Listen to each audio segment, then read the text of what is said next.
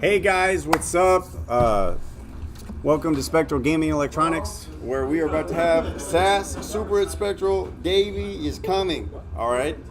He is on his way. He'll be here in a minute, but we're getting these guys set up to begin with. So we'll get this started. Live scene. Alright guys, you guys may begin. To the Mets. So we've got a die roll. Looks like I've got it backward.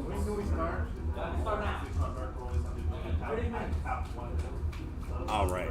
Yeah, I gotta switch the names. Swap. Boom. Roll.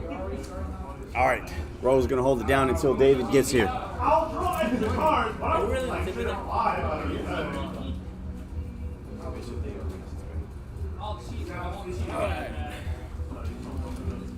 All right, kids.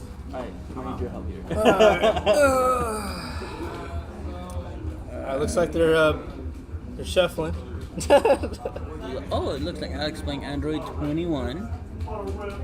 And Oh yeah. is that the Mickey? I don't know. I don't even see his leader. Oh wait. Oh, he has it in He hand. has it in his hand, but Why is he reading looks his like- own leader? he's probably playing a new sauce. I actually never seen this leader play. So, but I know he's a wish leader. Oh, he is? Yeah, it's the Mickey leader from I believe what's the Salt of the Sands, if I'm not mistaken. I believe so. But yeah. Alright. So he needs to have all 7 Dragon Balls in the drop area. Or 4 life, if I'm not mistaken. He can flip over at 4 life. Oh, okay. Alright. So it looks like they're just siding out, right? Well, no, they're just They're getting ready to start. they're getting in their cards, their mulligans. Oh, he put his whole hand. Damn, all must have been This bad. man said, if I didn't see a ball, we're putting If it I don't all see 4 back. balls in hand, we put it all back. Wow. I've never seen this deck played. Yeah, I've never seen that Mickey, so this is a new one for me. Mike and Pratt. Yeah, he's Yeah, here, bro. he'll be here in a little bit. He's just had, grabbing his wings, man. They held him up, so we're just here covering for him he, until he he, gets he here. went to go get his food. He'll be out here in a minute. The hype will come back here soon. Oh, look. Oh, the hype Look is who's here. here. The hype is here. The Come hype is save the here. day. Come save us, So bro. this Bobby said. Come save the day, bro. This is late. What I happened? suck. You suck. I suck. But wait, but you guys say that commentating's easy, bro. You say commentating's easy. All right, let's go. What's happening, Dragon Ball Super players? This is PR Son. And yes, I really do apologize that I was being held up. You know, hey, I got to get the food. The food I already paid. So, and then the thing was that they closed at 8. So it was just like, hey, I either go get the food, I leave it there, or that was it. It was going to stay there overnight. So I was just like, all right, let me get the food and I'll eat in between rounds. So, guys, this is SAS. This is Super at Spectral. I'm your commentator, and these guys are going to be going at it. We got Mechibura versus Android 21, and it looks like they're right now at, are they at all 8 lives? 1, 2, 3, 4, 1, 2. No, he's at 6. Man, Take a picture of this. man, you really didn't. Bobby's over here at 6 lives, and you over here still have him at 8? Golly, man. Wait, Hey, man, I don't know how to work that thing. Where's it? I'm here to judge. hold on. Where's Alex at? Go ahead and tell me how much lives Alex at. We got to go ahead and get this back. And oh man, my goodness. Hey yo, we got Blue Stain saying, "Is my compadre there today?" And there he goes, compadre. What's happening, player? Yeah, like I said, I'm here. Sorry that I'm late. But like I said, let's try to get back on track here. Mechikabura, so having the effect of all wish leaders being able to search Dragon Balls, and of course, utilizing those Dragon Balls 9 times out of 10, they're going to be if you're a Yu-Gi-Oh player, they're going to be an upstart goblin. So you'll play it, draw a card, play it, draw a card. And Android 21 having the effect, because the field comes out whenever Android 21 actually hits board. The field not only giving every battle card, the first battle card being played, summoning sickness, quote unquote, that's a terminology coming from Magic, but of course saying that you cannot swing with the first battle card that you play that turn.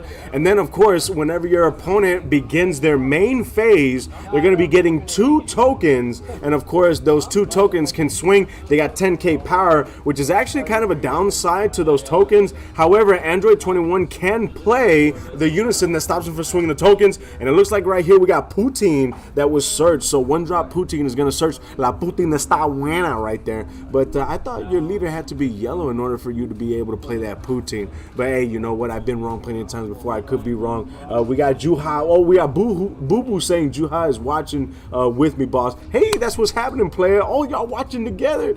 And no, I've been talking to Juha for a little bit, and I don't know. One of these days, I might actually try to test with Juha here because I have some spice. I know that there's already been some events that have been called out by PPG, and I just want to make sure that I go in with a deck that I love. You guys already know my motto. I don't want to go into a regionals with a deck that I do not like. I'll go ahead and go into more of that later within the game. But it looks like right now Mechikabura is going to go ahead and take damage, so he's at 5 lives, and I think Android 21. Hey, did you tell me how much life Android 21? 7? The Android 21's at 7 life. All right, there we go. 5 now. Okay, 5 lives. So Android 21's at 5, so 5 to 5? All right, here we go.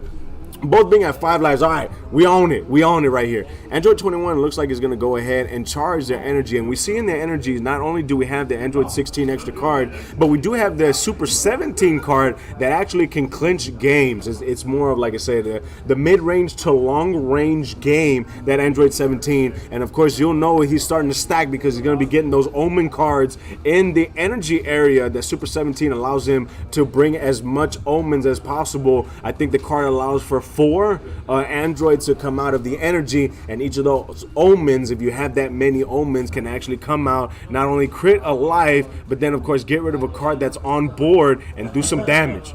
Alex is going to be taking damage, and it looks like he's going to be going from 5 to 4 lives. Bobby right now at 5 lives. It looks like he's going to be drawing. He does have a good amount. He has 2 tokens on board. He does have a 1-drop. Oh, 3 tokens on board. Has a 1-drop Poutine. Let's see what he plays. 1-drop Toa right there. 1-drop Toa. He's going to go ahead and search his deck. Thin the deck a little bit more. Like I said, me personally, when it comes to wish leaders, I normally don't like playing wish leaders. My very first nationals, I went to Chicago, and I had a wish leader, and it was really good when it went off. But man, I had those games where I looked at my life off of the effect. I saw 5 Dragon Balls in life, and I was like, yeah, nah, I scooped, bro. You got this. Because there was just too many Dragon Balls in life. And then when I shuffled and my opponent would hit me, he would hit the cards that weren't Dragon Balls. So I only had Dragon Balls left. So I was like, yeah, no, there's no point. We got Blue Stang on board saying, David, I got a question. What is your question, man? I'll go ahead and I'll answer it to the best of my abilities, boss. Hey, if you take the time to write down a question, I'll take the time to answer it for you, man. So it looks like he's going to go ahead and play the Unison as well. It looks like it's going to be the Dark Broly Unison that he plays. And we're going to see what Bobby ends up doing. 5 lives. Of course, this deck can go off. I don't really see the cards that actually have it go off. But then again, it's not. It's more of a, I want to say this is more of a mid-range as well, not an aggro. I've seen aggro black decks, not including Thor in the Dark Empire. I'm talking about you had Rainbow Toa that's actually really good. Mechikabura actually used some of the cards from Rainbow Toa in there as well. You had your 4 drops throwing up. You had your 1 drops. And it was pretty. It was pretty good.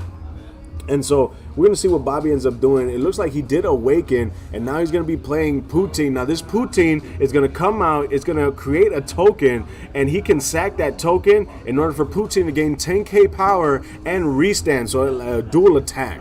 So he is going to go ahead and swing in. I think it's going to be an auto, though, or an activate battle. I think it's an activate battle, I'm not sure. We'll see what he does. So it is an auto. So auto, he's going to sack. Now, the reason why it's imperative to actually know an auto versus a dual attack is because if you're facing yellow, and you swing in and it's an auto and it restands, he can definitely put that card right back in rest mode. But if it's a dual attack, it doesn't restand until the end of battle. So if they try to put something in that card in rest mode, it's already in rest mode. It doesn't restand until the end of battle. So remember your rulings, guys. I know with dual attack, you know, people want to switch it back up, but you don't want to keep yourself vulnerable for a play that is not supposed to happen.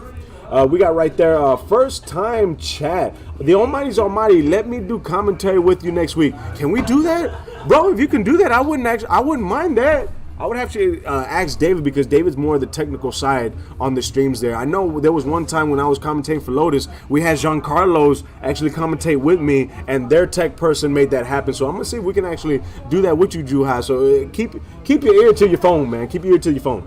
Blue Stang. So Blue Stang says, how do you determine who plays on the stream? Can a player request to play on stream? So it depends. So no, it actually for the first couple of rounds it's going to be random. So whenever we have a Dragon Ball Super tournament, we guaranteed we have 4 rounds. So the first 2 rounds are going to be, something we haven't seen on stream, something we're not going to see, quote unquote, or maybe we might see. So the ideology is we're already going to see meta. We're going to see the Yellow Trunks. We're going to see the Sin Shenron. We're going to see the Gogeta. We're going to see all of that. So we try not to play those in the first couple of rounds for that sincere reason. And then, of course, when it gets to the 3rd round and higher, then we'll start just putting the first seats out on stream. So that's how we normally do it here at Spectral. You'll get your undefeateds, but at the beginning, we're going to give you something that you haven't seen for a while, something that's fresh on the eyes. That way you're not seeing Gogeta happen the whole day. We got Rising Phoenix Odyssey. Love Meki. No, Meki is really strong going in, and of course, not only does Meki have plays, does have the tokens. So me personally, if I'm playing against an Android 21 player here, those tokens are definitely an asset to you. Right now, Alex doesn't have the unison on board that prevents the tokens from swinging, which I think is a must in this meta, because the meta is so fast. Those tokens, literally, you could push in for the tokens, and then you could actually sensu beam check with those tokens. You can actually go in for a game with those tokens, because a lot of cards nowadays say a specific cost or less you can get rid of them, and because tokens don't have a cost, they don't actually they bypass that ruling. So I've actually swung in with a token, and I can double strike a token too, try to go in for game, and now you're like, oh snap, this token is threatening. So we got Alex that's going to go ahead and activate the ability of the leader to take one of the tokens off board and draw a card, and then at the end of the turn he's going to be restarting into dual color energy. And of course there we have a little bit. Now another thing on the effect is you can bounce a 1-drop to hand. So that's exactly what Alex did with that effect. He's going to pull a token, draw a card at the end of the turn, restart into dual color energy, and then he bounced the 1-drop to hand. We got Rising Phoenix Odyssey saying, what custom leader is that? That's custom leader for Android 21.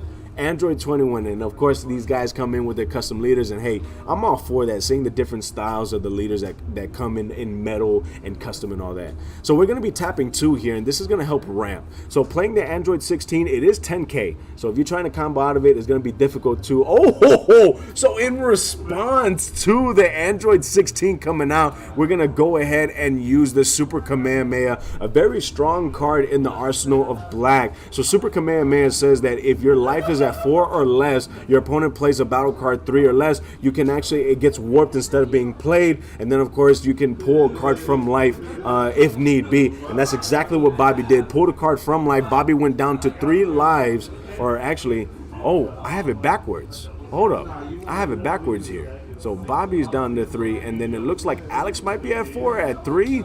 I'm not too certain because he's playing black sleeves. Normally I have him staggered a little bit. He's going to go ahead and pass turn, and it looks like the reason why he's going to be adding the tokens on board there. More 10k swings to go in for game when Bobby is trying to do so. Blue really doesn't have any turn stopping the gates. Of course, the Android can, or not the Android, the Brainwashing Gohan can come out, but there's quite a bit of cards in Bobby's hand. He could continue swinging because the Gohan only requires you to bottom deck 1 card from hand as opposed to 2 cards. And then, of course, he can't even use Rumble because Rumble costs 4 as opposed to Gohan costing 3. We got Rising Phoenix Odyssey saying those football turn OP. Yeah, the football cards right there, putting in work. You want to see something fresh on the eyes right there. And that's exactly what them football cards are doing. Tapping 3. Oh, so instead of playing the Brainwash Gohan, he's playing the Goku. Very good to play the Goku for the sincere reason that it does have deflect, it does have barrier, and it acts as a deadly defender too. So now you can't swing at the leader, you have to swing at that Goku. And the Goku has a base of 20k power. So now either Bobby combos up, Bobby finds a way to get rid of it, ignoring barrier, or that Goku stays on board, and it does have the keyword skills unique. It does have, of course, deflect, barrier, and it does have triple strike. So if Alex has this card the following turn, he could swing in for 20k triple strike and then vomit if he needs to. We got Blue Stang on board. So when I go to attorneys, since I'm not a usual person, will I go on stream? LOL. Now, hey, if you take the time to come here to Spectral, I'll put in my favor for you. I'll put in my favor for you. Since you don't normally come in, like I said, the first couple of rounds, I'll go ahead and I'll put in some fresh people, fresh deck. And you know what? If you're going to take the time to come down here, I'll go ahead and put you on either round 1 or round 2. You know, that's the least I can do, compadre. It's the least I can do, man. So he's going to go ahead, and it looks like he's swinging in. We got a combo on both sides of the field. Of course, we do have this blue Vegeta that's going to be comboing if you have 4 or less life. So I know we're actually at 4 lives maximum. You bottom deck a card and then draw 2 cards right there. We got the Rising Phoenix Odyssey saying tokens. Hope Brady gets the win. True GOAT right there. And you know what? That would be funny if he actually swung in with the Brady token. Boom! It says game face on there right there. He's going to go ahead. So Alex is going to combo to try to keep Goku on board. And now Bobby still has to deal with that Goku. Every swing has got to go to that Goku. We got David Dino. What's happening, player? How you doing, boss? Hopefully you're having a wonderful day, man. And, of course, you're going to be ending off the day with some DBS right there. I know I will be ending off the day with DBS. Bobby's thinking about what to play. He's going to go ahead and play a 1-drop Poutine. Of course, the 1-drop Poutine he played before in order to search out La Putina Está Buena. You know, that one that's right next to it. But like I said, I don't know if that Poutine procs because I think it requires your leader to be yellow. However, I could be wrong. It could say a leader needs to be yellow or black. So I'm going to have to figure that out afterwards. We got David Dino. Oh, yeah. That's what I'm saying, man. Everything goes up on a Tuesday, bro. Oh, play another Toa. This is what's strong about this. Toa doesn't, it's not the win con, it doesn't make the deck, but man, does it push for game right there. Swinging in at that Goku, and of course, we're going to have the auto to pop the token, gain the 10k power, and of course, be able to restand so you can swing right in at the Goku. So what's right now happening is Bobby swinging at the Goku is just dropping cards from Alex's hand and actually procs in the gate. So he pulls a card from life, and then of course he's going to go ahead and restand 2 energy. If you guys want, I got more information. I try to make these streams more informative for you guys too. Entertaining, informative, and you know, all that hype is what I got to try to do. So for the spark in the gate, since I saw that, did you know that your opponent can actually, your opponent can actually activate a spark in the gate when you have 4 cards in the drop area? So the reason being is because every time you activate an extra card, it goes to the drop area. That's the reason why. And I think more people have been coming up with the new ruling. Well, ever since the beginning, when you activate an extra card, it goes to the drop. Even with Sensu Bean, you activate it, it goes to the drop area. People just leave it on board so they can remember where they comboed, or they'll put it in the drop area and they'll put the dice on the leader. But yeah, you can activate a Spark and Negate with 4 cards in the drop area, because technically when you activate that negate, it's sent to the drop area whenever you activate it. It's kind of like cost. We got right there, we got Sheldor 281 to play for Poutine for free. You have to have a yellow leader. Okay, so to play for free, yellow leader, but to have the effects on autos, hey, not bad. So for free, yellow leader. Okay, all right, not bad. So we got Alex right there on his turn. After charging his 4th energy, which is going to be that God-Sealing Trunks, he swings in with the Goku, and of course having triple strike, why not swing in for the Goku? Now we're going to see what Bobby has in response to this Goku. We definitely want to make sure that, I'm telling you, it don't matter what it is, unless black is tapped out, I am not shotgunning against black. Why? Brainwash no more. You gotta watch out for that card, man. You gotta watch out for that card, buddy. We got Blue Stang saying, "You right, I believe." We got DBS, Mr. Hype with the fire commentator. Keep it up, legends. Hey, much love to you, boss. I appreciate you. You know I'm gonna keep it up. I gotta keep up the hype, man. Did Goku stop the hype and not go to his other transformations? No. Did Vegeta not follow him and push himself and continue with this hype? No. They all continue, man. That's what I got to do with the commentating as well. I appreciate you, man. Like I said, much love to you guys that are taking the time to watch SAS. This is Super as Spectral. I'm your commentator, PR sign. And like I said, it always warms my heart when you guys enjoy what I'm putting down here. Alex is going to go ahead and tap 4 and plays the Majin Buu Unison. Definitely a strong unison, if not one of these strong unisons in blue to date. I mean, you can argue that it is the strongest blue unison like to date, I'm telling you. It comes out for 4. It has 20k power. It has keyword skills, blocker, and double strike. A +0 ability. Luckily, it's not a +1, right? +0 ability to draw a card. And then at the beginning of your opponent's main phase, you can restand not only the Buu, but up to one of of your energies as well. It does have a minus ability of -1, and it does choose one of your opponent's battle cards and bottom deck it, but only on a battle card swing. So if you swing with a lead or you swing with a unison, you cannot proc that effect. So that's kind of the balancing right then and there. We got David Dino. Don't forget educational PR sign. Yes, like I said, I try to be educational as much as possible, along with everything that I try to make the stream about. You know what I'm saying?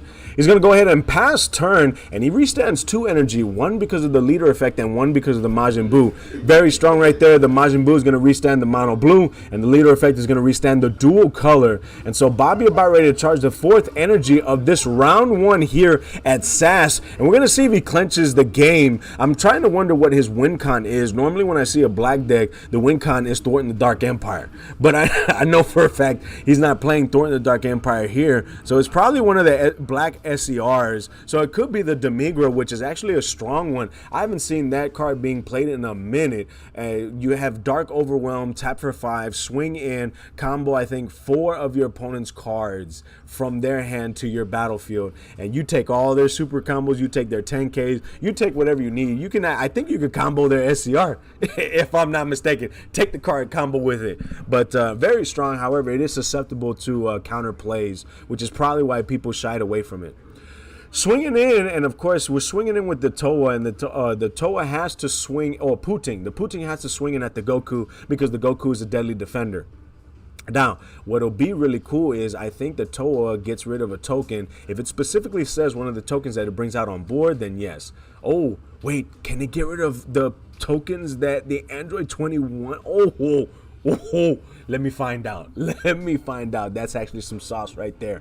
Some sauce.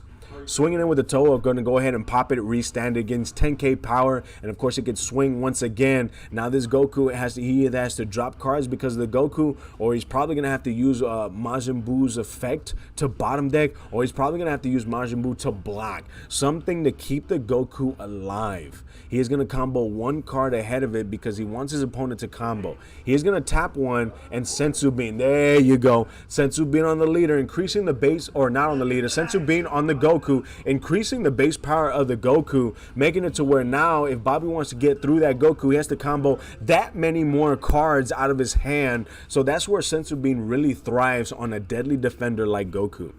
Best thing to do with Goku is to try to see if you can get rid of it, ignoring barrier, just trying to just not waste that many cards on it. But there's very few cards that can get rid of the Goku that is black, because the only things I can come up with is going to be the max power, which it cannot go through a barrier, is the Gogeta, but it only gets rid of 4-drop or less, ignoring barrier. And like I said, that's the only thing that I can think of right off the bat, ignoring barrier. If you guys have any ideas on what he can use to ignore barrier, try to get that Goku off board, go ahead and actually write it down on the chat there. Of course, we got Sheldor 281. How many players today? And I think we have what? 10, I think we have 10 players. I'm not sure. When I go ahead and in between breaks, I'll go ahead and figure it out. Demonic Absorption, is that the one that actually ignores barrier 15k power or less? Or is it 4-drop or less? I think, yeah, you're right about that. There's a negate in which you'll swing in and you can actually warp one of their cards ignoring barrier as well. But of course, that one is not one that can get rid of the Goku. So like I said, it's really difficult for black to get rid of cards like Goku. We got Donald right there, 1984, saying there is an SS4 Vegeta that is Overwhelm 6 warp a battle card ignoring barrier. Hey, there you go. So there is a card that you can actually use. I'm going to have to look up that card. I don't remember a Vegeta ignoring barrier on warp. I remember Vegeta on swing, like you can warp a card either from hand. I think is what I'm thinking of, the warping from hand. I'm gonna have to see to put a battle card to the name and effects to try to see if that Vegeta is actually something that can be played, man. That's what's up right there. We got Ahmed saying, what's good? Demonic Absorption doesn't care about energy cost, so it's only 15k or less, I think. Or 3 or 3 from the set 9. 3 or 3 from set 9. I think that only negates its skills. You're talking about the oh, you're right. The 3 or 3, the absorption. You tap 3 and it ignores barrier and warps it. Nope, you're completely right. And if not, you go ahead and you combo it for 5k power. And like I said, it looks like they really had a stalemate. This is like a Mexican standoff right here where they're just like, what can I do to get that Goku off board? Let me type in the invisible calculator, try to figure it out because because this finger hit Goku at this time. Boom, I thought of something right there. Nah, I don't think that's going to happen right there, player. He's going to go have to pass you up. He passed turn. He went ahead and threw the limp wrist. Normally, when I say throw the limp wrist because, sometimes you'll play the game and the person across from you doesn't really want to talk. So they'll play, and they'll either do one of these, they'll do one of these, they'll do this, or they'll just look at you and just like they'll just throw the limp wrist at you to try to signify that it's your turn. And that's exactly what Bobby did, throwing the limp wrist. And now it's Alex's turn. He's gonna be charging a fit. The ape ain't coming out. Harambe ain't coming out at all. So he actually puts a bad omen in the energy. And, of course, putting it in rest mode because it does have energy exhaust. And now we have the Goku. We still have the Goku that can swing in. But the reason why I say that is because if you charge a blue, now you have Harambe that's live, which is blue's counter. So swinging in, Bobby does have quite a bit of a book in hand. I say the Sorcerer's Stone. Not too big of a hand, but, of course, bigger than average. So the Sorcerer's Stone in hand, he's fanning through. Of course, the Goku is going to go ahead and, we got the blocker happening there. Yes, another keyword skill, the poutine. That's why I say poutine está buena. Of course, we say not all copies of poutine, but, man, we close to all of them, man. We close to all of them. So blocking with the poutine, and activate battle. Oh man, that's the what is that? That's the I gotta give that card a nickname. But this card is very strong. So comes out, swings in for big, but that's not the big thing about this card. When you activate the effect of this card, your opponent cannot swing in without critting a life.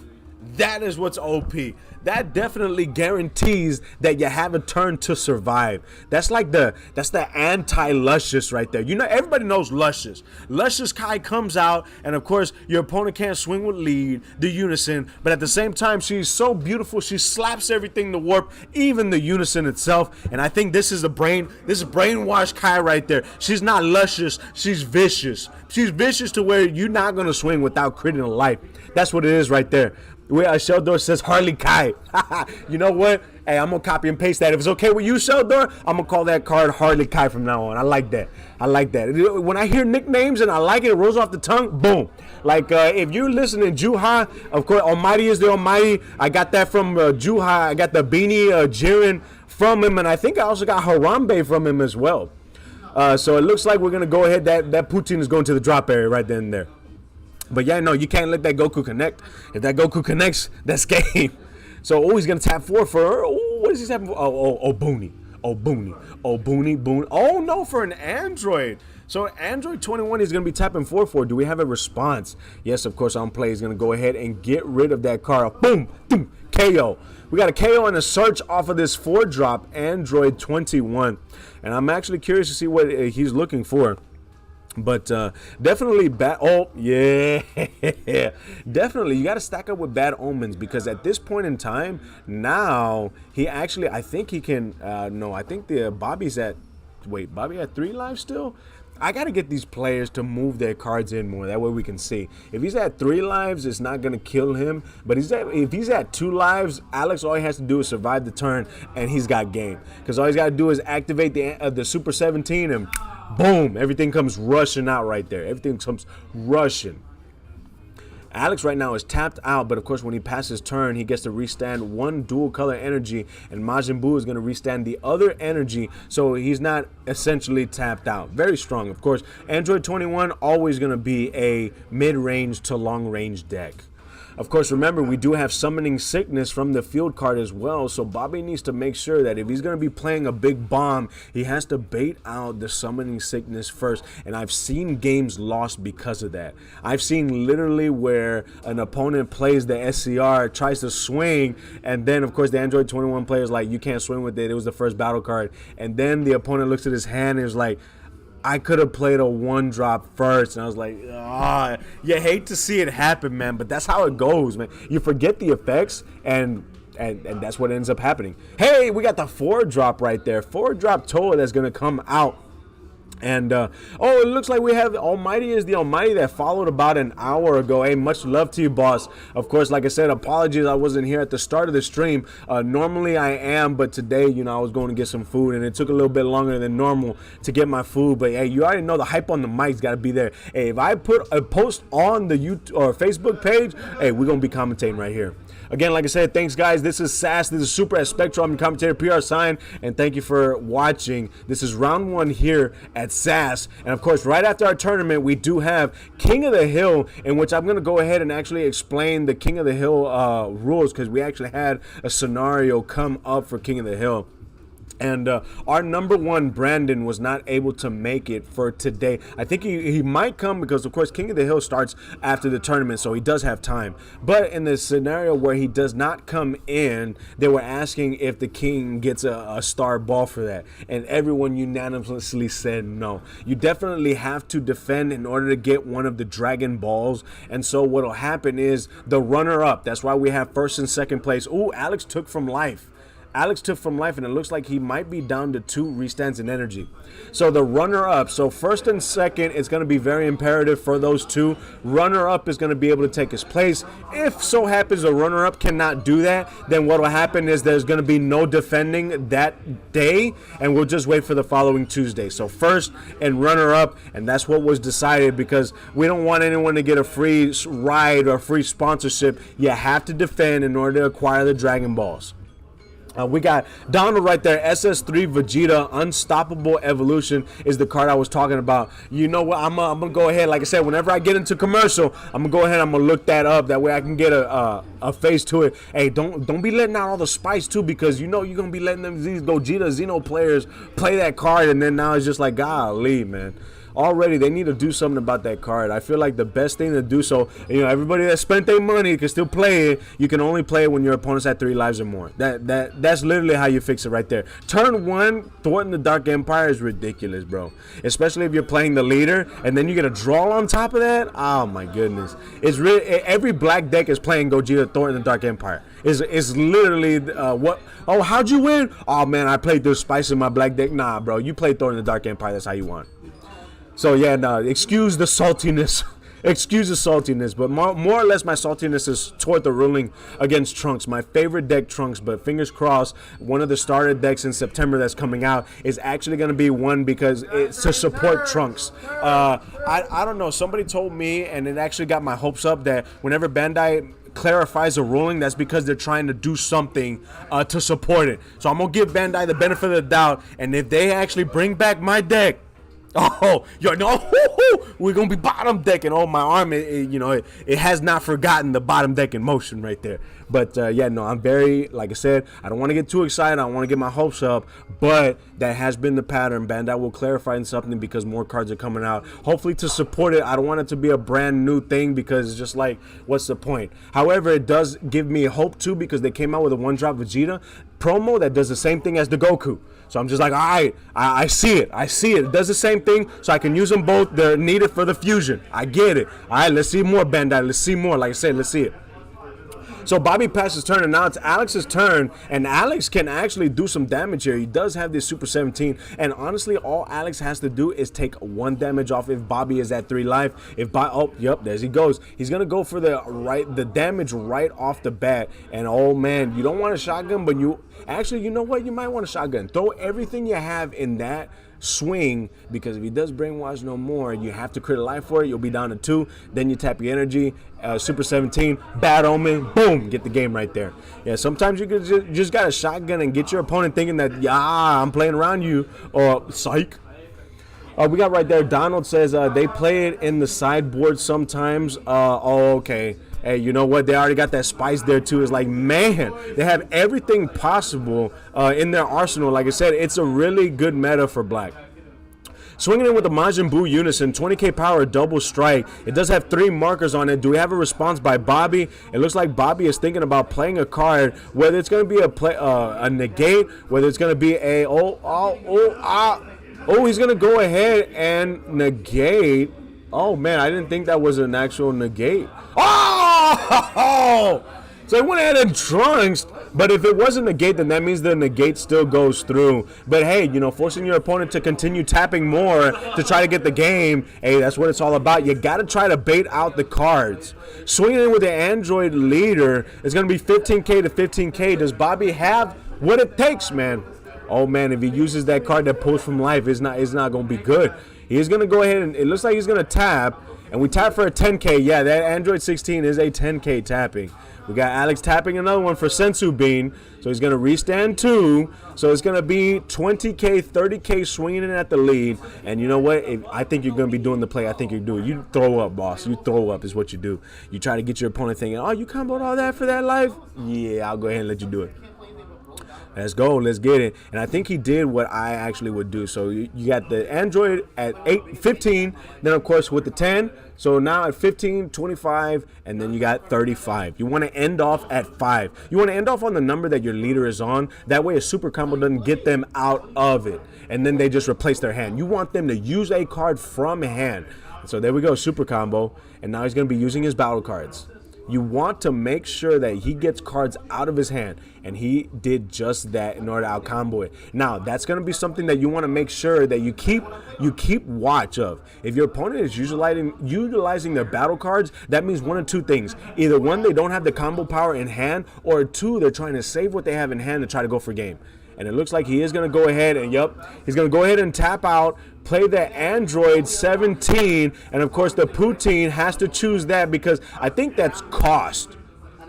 I think that might be cost, but yeah, so the Poutine is going to put in rest mode, but of course the Android 17 is going to bring out both Bad Omens, and guess what?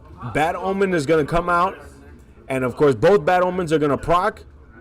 And the Bad Omens are going to not only crit a life, but it's going to destroy cards. So destroy 2 cards and then crit 2 life. Yeah, so it did look like Bobby was at 3. Goes down to 1 with that. Now he just has to continue swinging in. And of course, no, he already put that in there. That 17 came out as per the effect of the first 17. And so swinging in 20K power. Now these 20K powers are going to put in quite a bit of work. If you can, we got a negate happening there. And of course the negate, he's going to warp the other one too. So now he's completely tapped out. 1 card left in life. Hey, you got to swing in. You got to shotgun. You got to do whatever you can to shotgun, try to get that game. Of course, if need be, he does have the Android 21 on board, but it has 5K power. So it puts a 5 on it. You got 5 on it. 25, can he beat that out? We got 15. We got 20, 15, 20, 25. Does he have another 5K? Does he have another 5K? Yeah, he does have another 5K, which was actually the Poutine that he tried to play before. Yep, he comboed out of it. Oh, man. This is where, hey, you got an Overwhelm in here, player? You got the Overwhelm player? Oh, man. I mean, you could if you got the cards in hand, but no, he has to pass turn. And that was all of Alex's energy, too. He had to remove all that energy in order for the battle cards to come out. But like I said, very valiant effort. You had to try. But me personally, if one of those past swings gone in, I actually would have dumped everything I had on that third swing, because the fact of the matter is that was going to be the game changer. You swing in and one of the battle cards beforehand, dump everything. Either your opponent drops their whole hand, and then you just pass turn right off the bat, or they take that damage and now you win automatically because the Super 17 is going to bring out the Bad Omens. They only have 2 life. Bad Omens crits to 2 life. That's game right there. Woo! Here we go right there. He's going to be playing. Oh, he plays. Is that the 8 drop? I think that's the 8 drop. It looks like a 6, but it's the 8 drop. And so, yep, he taps out. He taps 4 for it. And now he's going to be doing some damage here. And the damage he's doing is taking control of his battle cards. And I think at this point it might be game. However, there still are some options. He has to swing at the Goku first off. Second of all, the Majin Buu is still there. So we got the Majin Buu -1 effect. And then, of course, we also have another block from Majin Buu as well. So, I mean, there are some things he can do. Both players have low cards in hand. If Alex has some negates in hand that can restand his energy, he might still be able to survive. So he is going to go ahead and bottom deck one of the cards. So on the card that is not swinging, he bottom decks the 17. And of course, the 8, the Super, not Super, the Android 21 is still going in at the Goku. So luckily he has the Goku in rest mode because it acts as a deadly defender. They have to swing at it. And so now, so it looks like he's actually going to be blocking. So he blocks the Omen. He bottom decks the Super 17, and now we have the 8 drop swinging in, and I think, yep, it's going to be met with Dimension Magic. That's what I was saying. Negates that restand is going to be vital for his survival this turn. We got right here, what's that? What? That's incorrect. Turn player autos go first. So yeah, so remember guys, when it comes to your turn, your autos, turn player, yeah, no, it's quite a long time. Turn player's autos always go first. So the turn player, so Alex's autos actually have to all resolve, and then the Poutine is gonna go ahead and place a card in rest mode. That's definitely how the order has to be. Of course, TZ has the experience because when TZ, I don't know if it's when he first started playing Dragon Ball Super, but I know in his early days he was playing Android 21, and yep, oh, it's saving him big time. Oh my goodness, it's saving him the fact that he had to swing at the Goku. He was trying to swing it at the leader, but no, swinging at the Goku, he ends up passing the turn. He only has 1 energy because he activated the effect of the Super 17 and brought out all that energy, and guess what, he's gonna go ahead and charge. He's gonna activate Majin Buu, draw a card. Oh wow, he's gonna go ahead and take a token out. He's gonna draw a card. And I think, I don't know what's happening there. I don't know. I think he might. I think he might, unless it's 1-1 each, because I can't really tell how many cards that Alex has. Swinging in with the Majin Buu Unison. Do we have a response on the swing in? It's going to be 20k power, double strike, swinging in at the lead. Bobby only has 1 card in hand, so it's either a negate or it's a combo. It is going to be a negate, and he's going to go ahead and pull a 1-drop from the drop area. He pulls a Poutine, is what it looks like. He's going to go ahead. Oh, so he taps for it and then swings in, and I think he's going to, I think that should be it right there. Yeah, and then he's just going to shotgun, and I think that's it. That's all she wrote right there. Alex wins round 1 using Android 21. Woo! Oh man! Hey, and you already know I'm gonna be back for the rest of the stream. You got me. You got PR Sign to go ahead and continue commentating for you guys. That was the end of round 1, and of course, the end of round 1, we have Alex taking it with Android 21 against the Mechi Kabura, and of course, this is SAS. This is Super as Spectral. I'm your commentator, PR Sign, and I'm gonna go ahead and bid you adieu just for now. Whenever we come back, we will be embarking on round 2. Do not go away. We got more coming up. And of course, after our local tournament, we do have King of the Hill.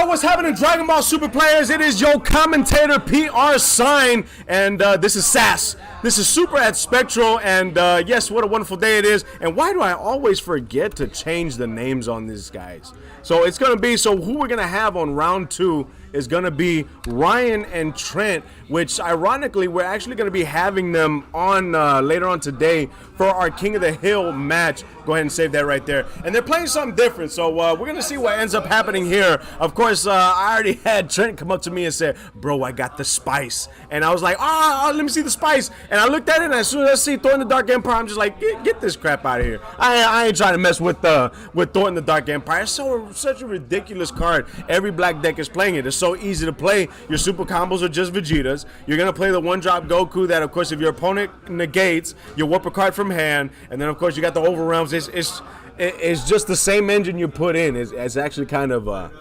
It gets kind of stale after a while, you know what I'm saying? David Dino says, welcome back. And yeah, like I said, round 2 of SAS. We got these two guys going at it, and if I'm not mistaken, it's going to be Ramp Vegeta against Dark Broly. Haven't seen those cards in a minute. But when it comes to Ramp Vegeta, of course, we already know we're trying to get that early damage so we can get that energy. And then on top of that, we're trying, for Dark Broly, we do have the erratas. So remember with the erratas, those 6 drops have that ability to overwhelm, but you have to tap a black energy for it. And then, of course, we do have the activate battle once per turn. Yeah, definitely kind of killed it a little bit because most of their cards are 0. So it's just like, you made it once per turn. That makes it ridiculous in order to try to get out of it. But, hey, that's what Bandai ended up doing. That's what Bandai ended up doing. Like I said, Bandai, if you're listening to this right now, man, hey, PR Sign, Trunks. If you got something in the wing for me, let me know. Message me, do something. Because, hey, let me tell you something. If it is support for my deck, I'm going to be singing to the 4 winds. It's going to be awesome, man. Oh, man, I'm going to be posting and everything. Take pictures, do all that stuff. Thank you, Bandai. So it looks like they're about ready to go ahead and start. So let's go ahead and, you already know we got to head to the mats. So we start off Dark Broly. You already see the limp wrist happening. So Ryan went first, then he passed the turn. Now it's Dark Broly. He went ahead and played the one-drop Gohan, which is going to be the, we're playing blue-red. So this is not Vegeta Ramp. This is actually going to be a Gogeta, but the new Vegeta card. This is actually not bad at all. I'm actually curious to see this. So Vegeta has got an activate battle that allows him to go ahead and look up the top 5 for a Goku or Vegeta BR. And of course, we got the new cards coming to play right here. We got Dark Broly. I think Dark Broly already is down 2 cards from life. Don't quote me on that. Like I said, the markers, I'm going to have to tell, like I said, I got to tell these individuals to stagger them out. Ryan still at 8 lives. We got Dark Broly going down live. And it looks like Dark Broly is actually not swinging in, which, in my personal opinion, I think that might be the good play to go with. The reason why I say it is because activate battles are very, very strong. So when it comes to Invoker Goku, it has an activate battle to filter. You don't want your opponent filtering, so 9 times out of 10, you're not going to be swinging in at Invoker. Same thing with this Vegeta. Has an activate battle, so on his turn or his opponent's turn, he actually can go ahead and use the effect and then filter. But we do have a swing in, Ryan taking damage, and then on top of that, we have a Vegeta being played, and he does whip a card from hand, swinging in 30k power. Ryan is going to go ahead and actually... it looks like he's going to go ahead and look up. So he's going to activate battle. So what happens, it was loopy there. So whoops a card because of the Vegeta's effect, and then activate battles, searches, then takes the damage. I'm going to try to see if I can keep us on the plays right there. There you go. Best card in the game right there. Thor the Dark Empire is coming out. 25k double strike, but he does not have his draw, but still double strike 25k is strong.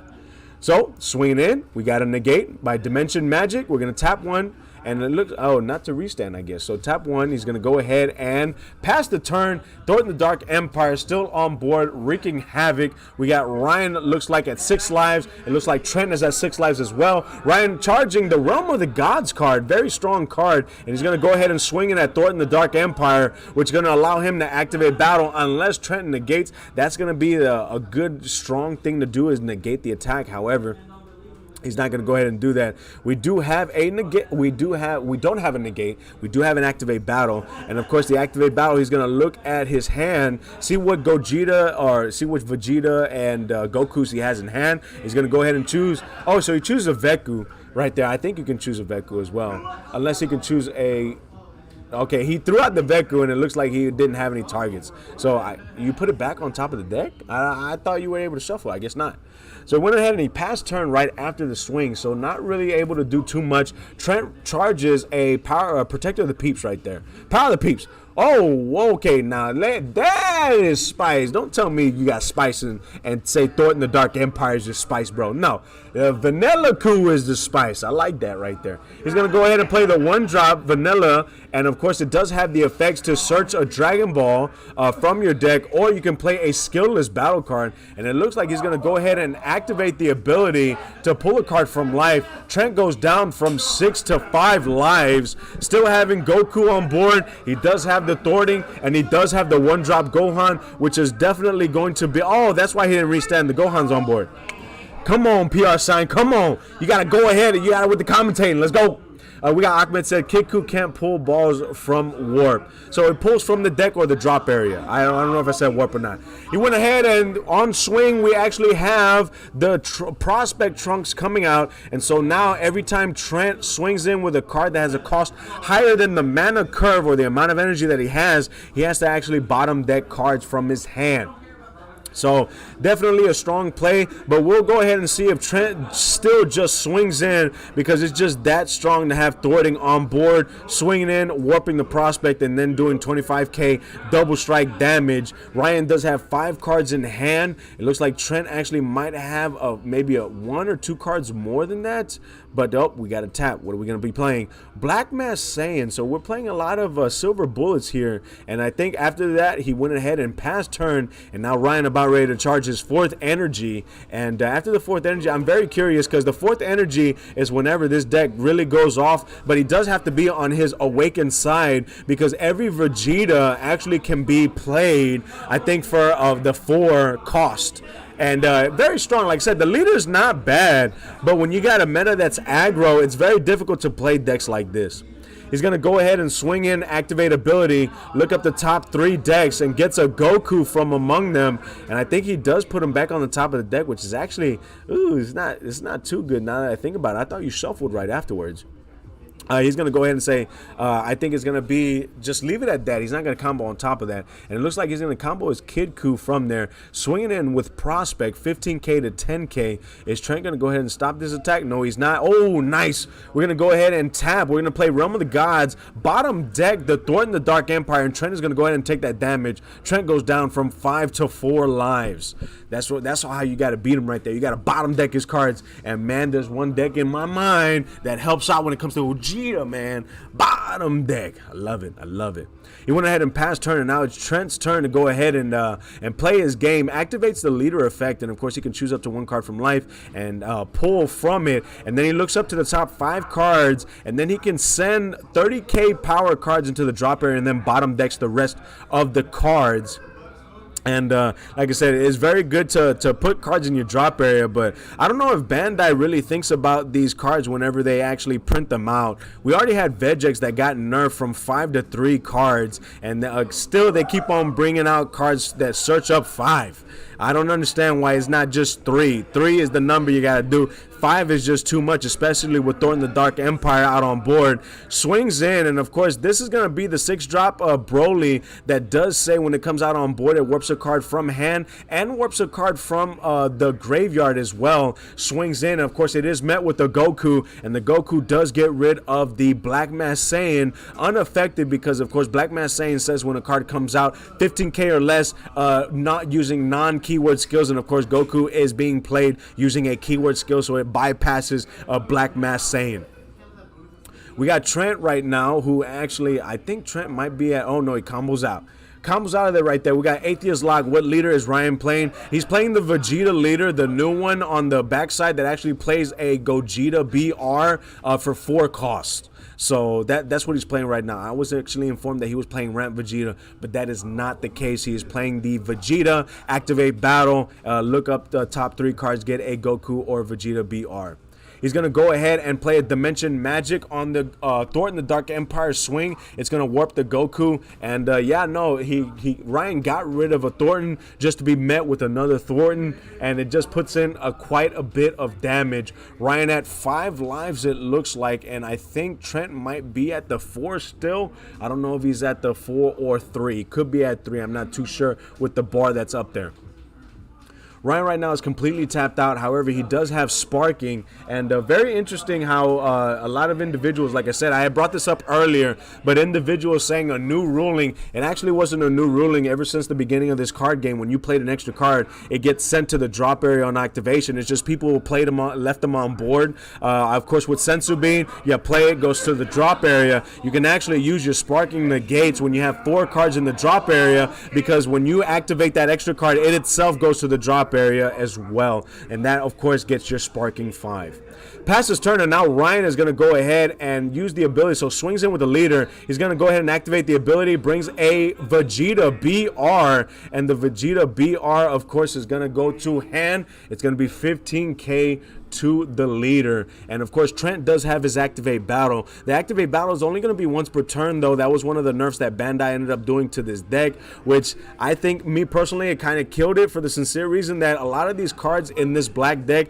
has 0 combo power. So if you have, it is very high aggro. You're swinging in with 30Ks. You're playing Thor in the Dark Empire. Yeah, maybe it is what it needed to be in order to make it balanced. I don't know, but I think making it once per turn really did kind of kill the deck. Of course, using the ability that all the 6-drop bullies have in order to overwhelm it and bring it on, and you have to tap a black for that, I think that was pretty balanced. He's going to go ahead and, he's going to play Gogeta Unison. I like this Unison. This is actually the weaker version. Oh, he's going to bottom deck. He's like, get that Thornton out of here. Bottom decks the thwarting. But this Gogeta, does say whenever there's a Saiyan in rest mode, he takes no damage. This is the weaker version of the Gotenks. I think the Super Saiyan 3 Gotenks. Very, very strong. Like I said, it's an effect that people actually forget about. So very, very good card right there. We're going to go ahead and see what he's going to be doing. Actually, he passed his turn, and now past his turn, we got Trent that's going to go ahead and look at his drop area, because, of course, with the drop area, you have the Brolys that can, of course, you can warp, you can do whatever you can, but he's looking to see what he's doing. That's going to be the activate main ability of the leader to pull 30Ks from the warp into the drop area, and, of course, if you have one of the 1-drops to bring back and then reoccur. I don't know if Trent plays the variant that has the negative energy balls, but that's definitely one of the plays that was normalized, that was standard whenever this deck was his deck was doing its damage.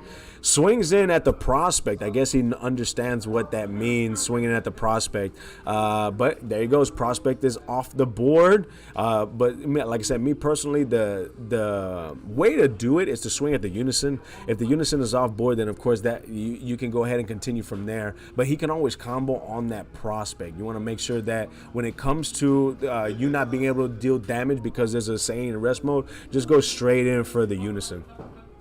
It's going to go ahead and swinging in with the 7-drop, and the 7-drop actually has a nice little permanent where it is actually a red card in all areas, including black.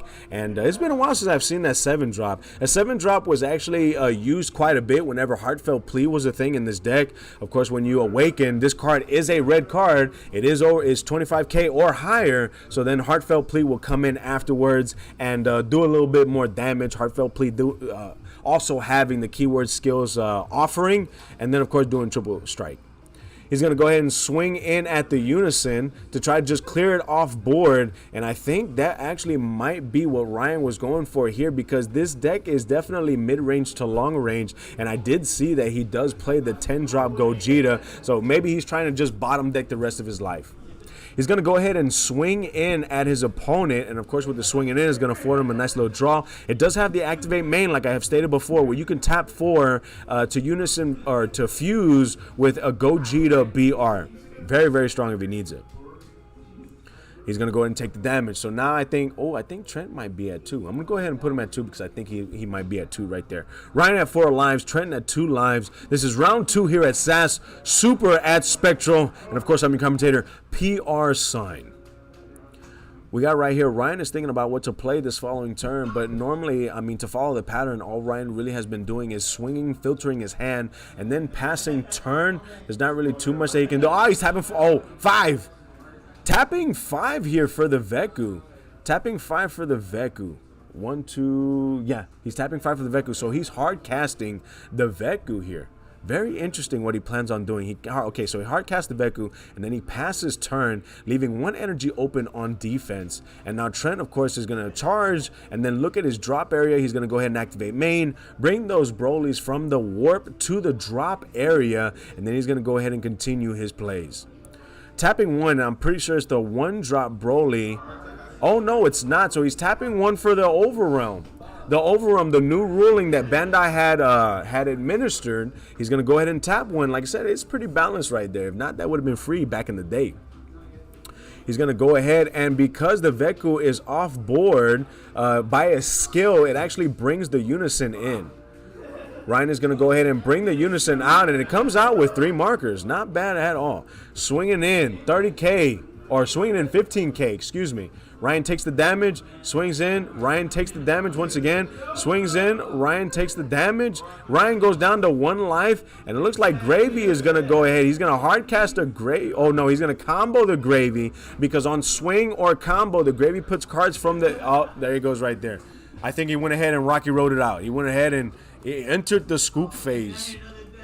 I'm no stranger to the scoop phase. There have been plenty of times, man, where I just can't play, and I'm just like, man, forget this, man. I'm scooping. I'm Rocky Roading it, vanilla bean, whatever you want to call it, with your favorite ice cream, moose tracks or whatnot. Oh, man. Well, guys, like I said, that is going to be the end of round 2. We got more to come here, and I think we have a guaranteed 4 rounds. I know for sure we didn't hit the mark in order to get 5 rounds, so I think at the end of 4 rounds, we're going to go ahead and embark into King of the Hill. I do have an announcement, real quick announcement, too, when it comes to the King of the Hill rulings, because the situation actually had arose and came up earlier today, so I'm going to go ahead and put that out there for you guys to know for future reference. If you guys come into Spectral and you guys are wanting to become the challengers, the next challengers to face the King, what happened is we get first place to challenge the King the following Tuesday. Now, if it just so happens that first place cannot make it for whatever reason, that's when we have our runner-up. So runner-up is going to actually go ahead and challenge. Now, we did also say that it is under the King's discretion. If the King and the second place, the runner-up, are okay with playing it out, then they'll go ahead and play it out, because in the long run, if the King is not okay with it, they won't have a game that day. However, the King will not get a Dragon Ball, because in order to get a Dragon Ball, you do have to defend. You have to defend in order to get those Dragon Balls to get that sponsorship of a lifetime right there. So like I said, end of round 2. Don't go anywhere. We got the rest of the tournament, and of course we got King of the Hill happening here. This is SAS Super at Spectral. I'm your commentator, PR Sign. Don't go away.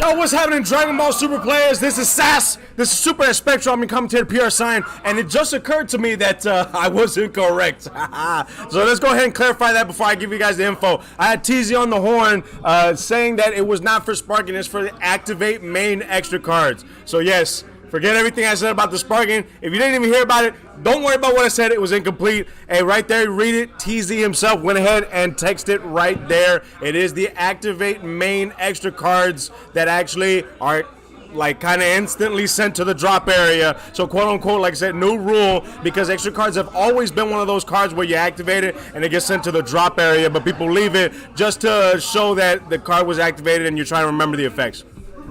But this is going to be the third round here at SAS. Third round, we got this round and one more round afterwards, and then we have our King of the Hill series in which we see who is going to get to the top when it comes to that sponsorship of a lifetime right there. And it looks like they're going to be playing some interesting decks. I actually know we do have 21, but I'm curious to see who we have on the other side. I know when it came to Christian saying he's playing a gimmicky deck, he's playing a gimmicky deck, so I'm going to see if the gimmicky is exactly what he says it is. But no, I'm excited to get this rolling. And man, these guys are actually being quite hyped. That's what it's talking about right there. Being hyped for the card game that we love. DBS right there. We got, of course, we got cards coming out. We got decks coming out in September, which I can't wait. Fingers crossed. I guess PR Sign's going to have to take a back seat because I don't know. I kind of just refuse to play until my trunks is dealt with. But it is a long time. However, I am looking forward to Jiren. Jiren might be coming back into the meta for the sincere reason that there is a one-drop Jiren TP that was revealed, and it is an amazing one-drop. Not only does it give the leader another target to activate main its own effects, but it has some amazing effects. Play it. Of course, you can choose to draw a card. If not, play a Unison, and you can play the Unison and get started from there. So we're going to go ahead and head to the match. Round 3 at SAS.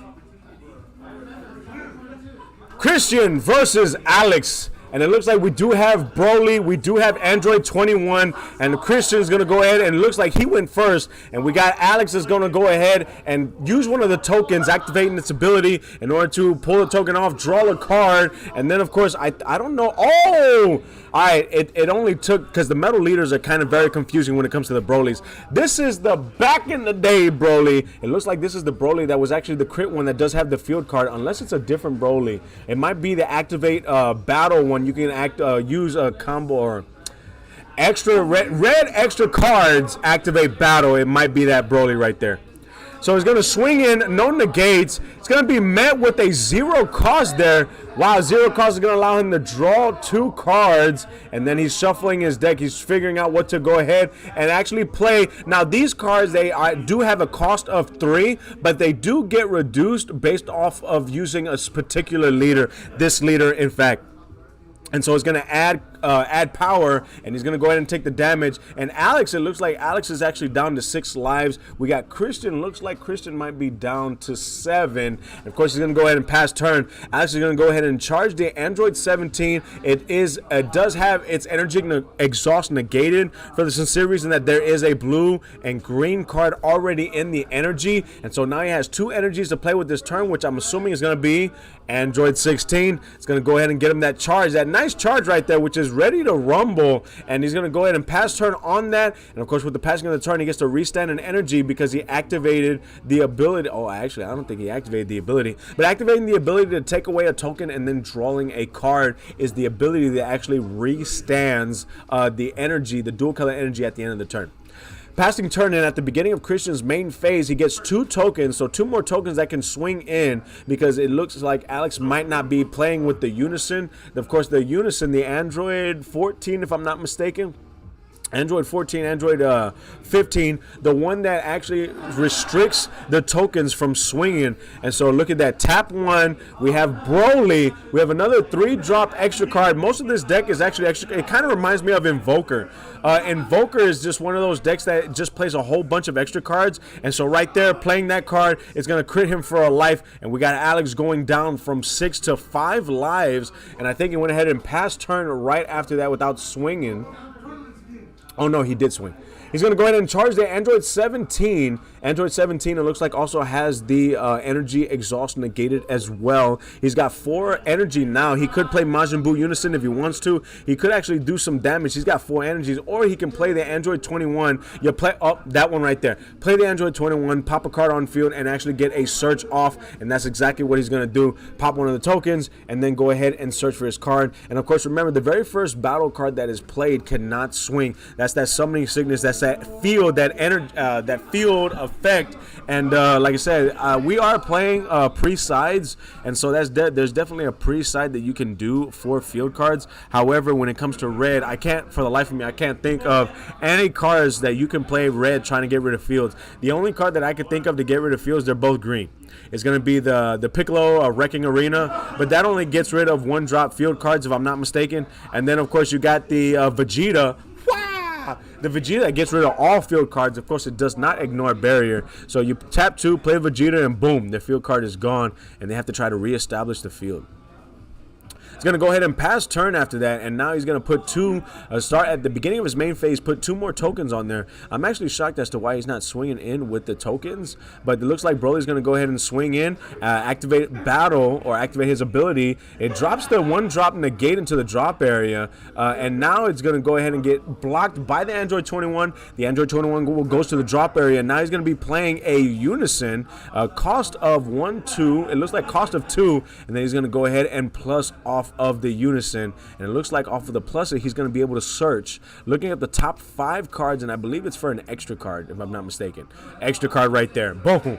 And then he's going to go ahead and shuffle his deck. All of these cards being battle cards. It kind of reminds me of the Broly Surge deck that used to run rampant. It used to be pretty decent, but the thing is, once people realized that all you had to do was negate the leader swing, it kind of just stopped from there, because everything was activate battle, everything was a rival, and so that's why I think the deck is kind of not seeing play right now. I don't think it will see play in the near future, but I've been wrong plenty of times before, and we shall see. On the swing is going to be met with a Sensu Bean. Of course, we're going to tap and restand an energy, restand 2 energies, and then we're going to actually tap an energy to combo with the Android 16, giving 10k combo. And it looks like Christian is going to go ahead and pull from life. It looks like he goes down to 6 lives. His opponent's at 5 lives, and I think he passes turn right then and there. This is what he meant by he's playing a gimmicky deck. We got Alex about ready to charge the 6 energy, and as he continues to charge an energy, he gets closer and closer to his win con, and I'm assuming he plays the 8-drop Android 18 and 17, those 2 very detrimental, being played, dual attack, deflect, swinging in, auto, look at your opponent's hand, put cards in there, put cards in their hand to their energy in rest mode, and it's just very, very redonkulous is what it is. Christian going ahead and looking at his Super 17 and reading and throwing it back in the energy. And there we go. We got the Buu Unison coming out on board. Buu Unison, of course, being tapping 4 in order to play it, gets 4 markers, has a +0, -1. +0, of course, being able to draw a card and then restarting the Buu and up to 1 energy. And then the -1 being able to bottom deck battle cards. Let's see what he ends up doing here. I mean, he could swing in. The Majin Buu does have double strike and 20k power. And, of course, it can restand at the beginning of your opponent's main phase for the sincere reason that it does have the keyword skill blocker. Like I said, very, very interesting. Very curious as to why he has not gotten him down to 4 and tried to push in. But definitely, I guess he doesn't want his opponent to continue to draw a whole bunch of cards. He's going to go ahead and swing in with the Majin Buu. And then, of course, swinging with the lead. Christian's going to go ahead and take the damage, going down from 6 lives to 5 lives. He's going to go ahead and pass turn. Both of these players at 5 lives. Christian is going to go ahead and charge his 5th energy, while Alex actually restands 2 energies. One for the lead effect and one for the Majin Buu effect. Let's see what he ends up doing. He does the Unison ability, and he's going to go ahead and bring the extra card from his from what was searched to his hand, and he's going to shuffle his deck. Not bad right there. I believe each of those extra cards do reduce in cost. I think your leader has to. Nice. I think your leader has to be a red Saiyan. So he's going to go ahead and put out his cards. Coin. Plays Crown of Retribution, and Crown of Retribution does, if your opponent has 2 or more energies open, he plays it, look at your opponent's hand, and get a card, a battle card, 20k power or less, from the hand and send it to the drop area. And yeah, he's looking right there. He's like, man, those are contenders. The Goku and the Angel and Destroyer card is a very strong contender too, because it bottom decks as well off a combo. Very hard to figure. I don't think he might. I mean, if he does choose the Goku, then, I mean, I don't, like I said, so he does choose the Goku. That's what I was saying. If you choose the Goku, you're really not swinging too much with this deck. I don't think I say too much. He's not even swinging with the tokens. If you choose the other card, which for the life of me, I forgot what the other card was. The bottom decker. Then yeah, maybe during some point in time, he can go ahead and play the card, combo the card, play it, and then bottom deck. But that's what I'm saying. He chose the Goku, I guess. But hey, you do what you got to do. In the long run, it probably could have been the better play.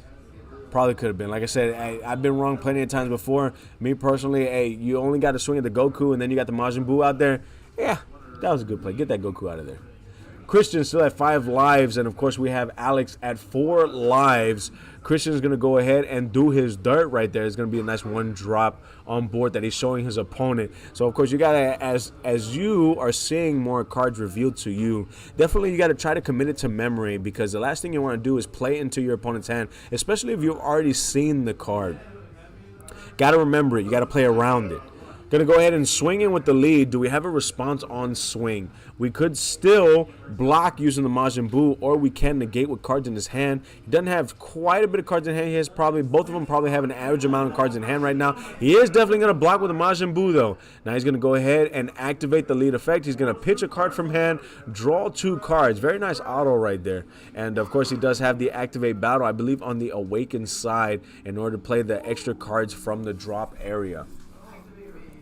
He is going to go ahead, and it looks like he passed his turn after that, because he did restand the Majin Buu after the Majin Buu was used to block on that swing. Like I was saying, I would probably just swing in with the tokens. Try to get that Sensu Bean check. You got all those tokens in there. You poke. Force him to play a Sensu Bean and then pass turn. He went ahead and charged an energy for the game.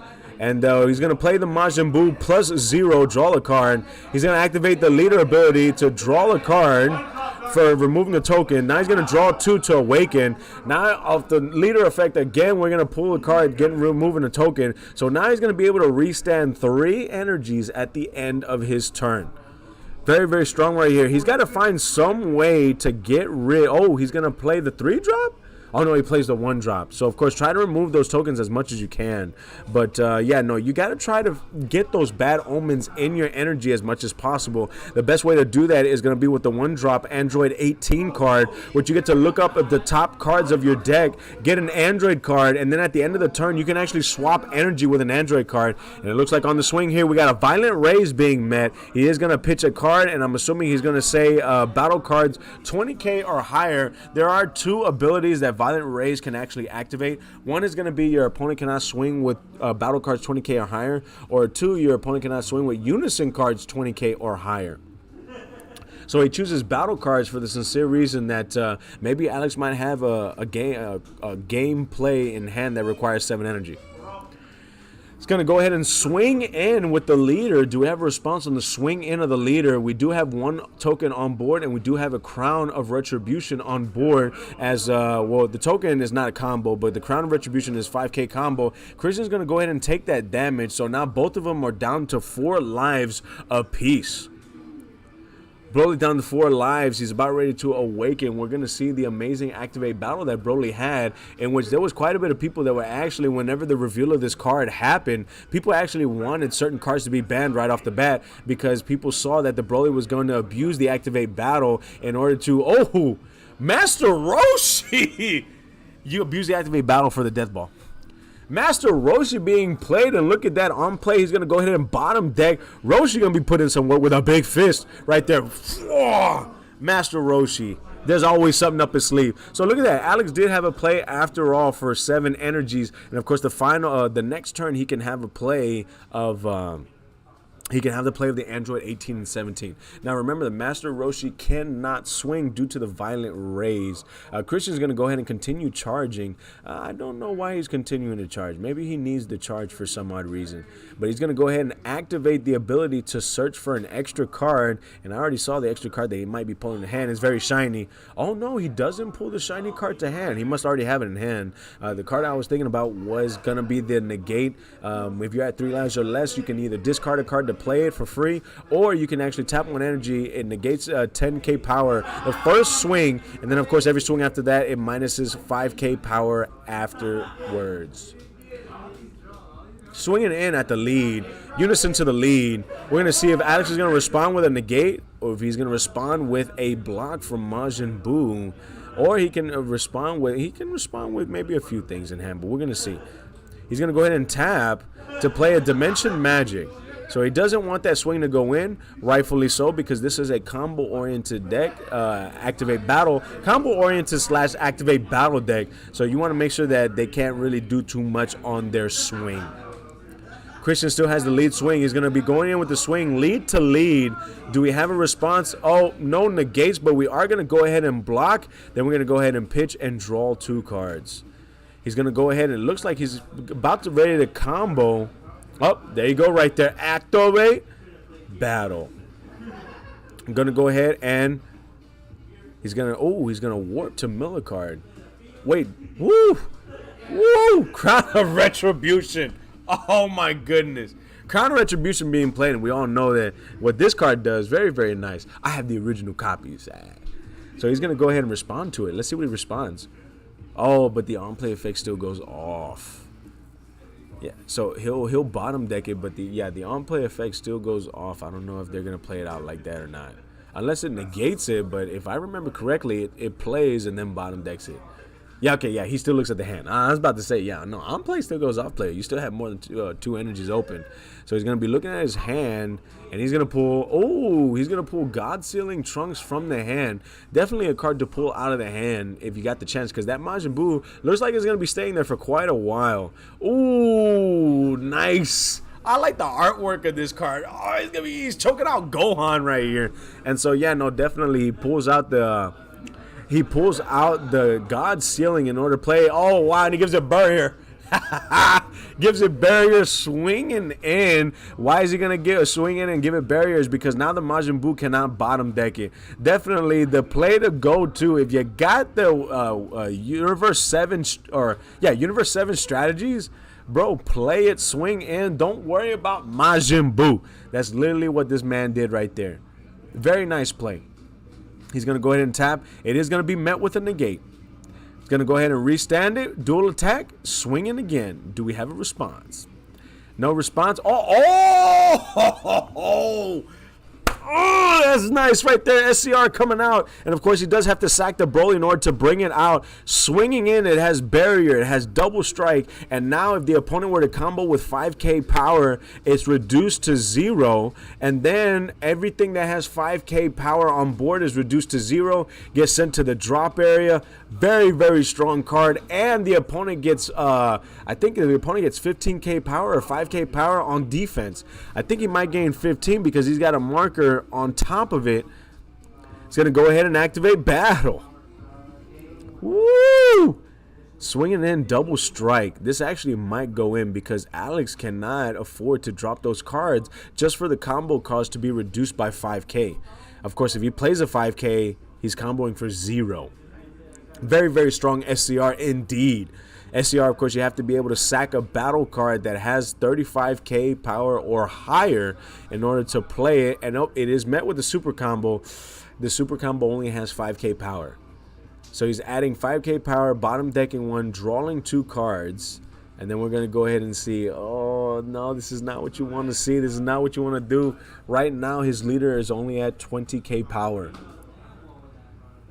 He's only 20k power. Now he's at 0. Yeah, now he's at 20 still because that was a 5k combo. Oh, stop comboing, player. Stop comboing. What are you doing? Oh no, very difficult. He's comboing again. Oh, that's only 5K. Bottom deck drawing 2. Maybe he's got something that could save him. However, me personally, I do play quote unquote blue. There's nothing activate battle that you can actually remove that SCR from board, ignoring barrier like that. The only thing I could think of is the Bardock negate, and it only bounces back 5 ignoring barrier. He's gonna tap. That's another 5K. So 5K, 0, 5, and 5. That's 15. I don't think. Did he out combo with all that? No, I don't think he out comboed with that. Oh my good. Oh no. Okay, so he combo. Okay, so he takes the damage. He did not combo. Took the damage. That's 2 right there. Woo! He could not out combo it. Like I said, when it comes to that, it's very, very difficult when that Broly is on board. I mean, all your combo power reduced by 5K power, all your battle cards reduced by 5K power on board is very, very strong. Christian at 4 lives, Alex at 2 lives. Alex right now has to try to find a way to clinch the game. Actually, it might look like Christian's at 3 lives. If Christian is at 3 lives, all he has to do is take 1 damage off or charge an omen. Oh, I guess he didn't see a bad omen. Oh my goodness, you hate to see it happen, player. You hate to see it happen. And now we do have that power up that the leader has for the remainder of this turn due to the effect of the SCR. So like I said, unless Alex comes out with a shebang play, swinging it with Roshi and just comboing 10K powers, it's not going to work. And Roshi does have dual attack. You got to try to take that damage. I think Roshi right now is at 20K power. Wait, what? He's tapping out? Ooh!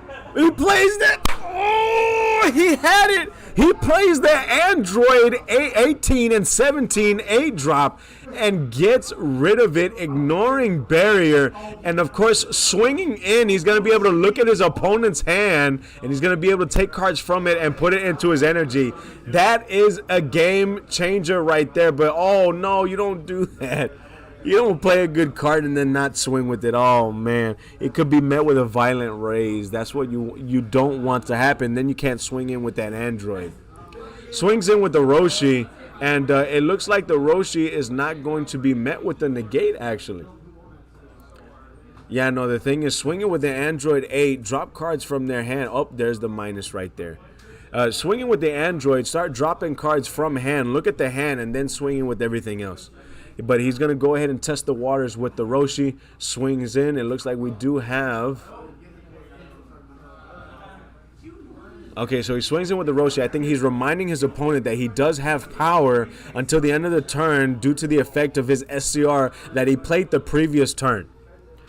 Yep, violent raise. Oh, my goodness. You hate to see it happen, dude. Now he has to choose 20K battle cards or 20K unisons. And in this scenario, I say 20K battle cards. 20K battle cards because the thing is, if you let that battle card swing in, it's going to be game after that. Like I said, you swing in with the Android 18 and 17 first because it's going to be met with a violent raise, and that's exactly what ended up happening. Now Alex doesn't get any advantage looking at his hand, putting cards in his energy, and reducing it. Swinging in. He's going to go ahead and swing it at the unison, remove a marker from it. The unison goes down from 3 markers to 2 markers. And now Alex is completely tapped out. He has nothing to do but to go ahead and pass turn. On the beginning of the main phase of Christians, he's going to go ahead and restand Majin Buu. He's going to go ahead and restand an energy.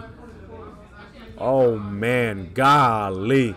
Sheldor 281 was the 17/18 his first battle card for the turn. Oh, you know what, Sheldor? You're completely right. See, I even forget the cards, and they're right there in front of me. So that was the first battle card. He completely tapped out in order to play the 8, and I guess the reason why he did that is just so he can get the SCR off board. So, yeah, no, I appreciate that, man. I appreciate you for doing that. And my co-commentator right there. Thanks for helping out your boy, PR Sign.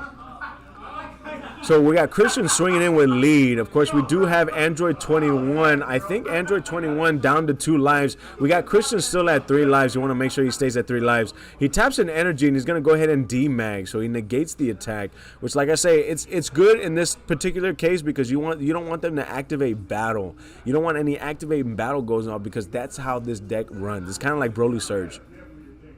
He's going to go ahead and pull an extra card from the drop area. Oh, he's going to neg it off board. Oh, you hate to see that happen. Oh, man. I say what you got to do is you got to swing in, and then if you could swing in enough, get those omens off, unless he can charge an omen. Oh, man, if you could draw into an omen and charge an omen, that'd be game. He's going to go ahead and swing in with the unison. We're going to see if he ends up comboing on the swing of the unison. Of course, this is round 3 here at SAS Super at Spectral, and it looks like we got Alex that's going to go ahead and block with the Majin Buu, blocking the attack of the unison. Unison with 15k power. His unison with 15k power, and Majin Buu with 20k power. Oh, we're forgetting all effects here. We're forgetting all effects. So he went ahead and put 2 tokens on his side of the board, in which tokens can be detrimental here. You can swing with a token and slap a double strike on there. He went ahead and passed turn, and now it's Alex once again to try to go ahead and win this game. All Alex really needs to do to win the game is to draw into a bad omen. If he draws into a bad omen, he wins automatically. If not, he has to try to see to get that last life from, or he has to try to get that 3rd life away from Christian. So he's down to 2. Then he goes ahead and taps for bad omen. Both bad omens, they come out and then they crit the opponent's life. There he goes. He did not see the bad omen. He charges the Go Tanks. That Go Tanks that actually had the effect, very nice effect actually, to whenever your opponent activates a counter to bounce cards. Oh, plays the Piccolo. What? Takes away a token, plays the Piccolo. Very nice. Of course, it's been a while since I've seen those particular cards that actually can be played by removing tokens or whatnot, and make sure that you keep the tokens off your opponent's side of the board. Very, very interesting. He plays that card right there, that special beam cannon. Gonna go ahead and just swing in with the Roshi. He's got to try to punch in.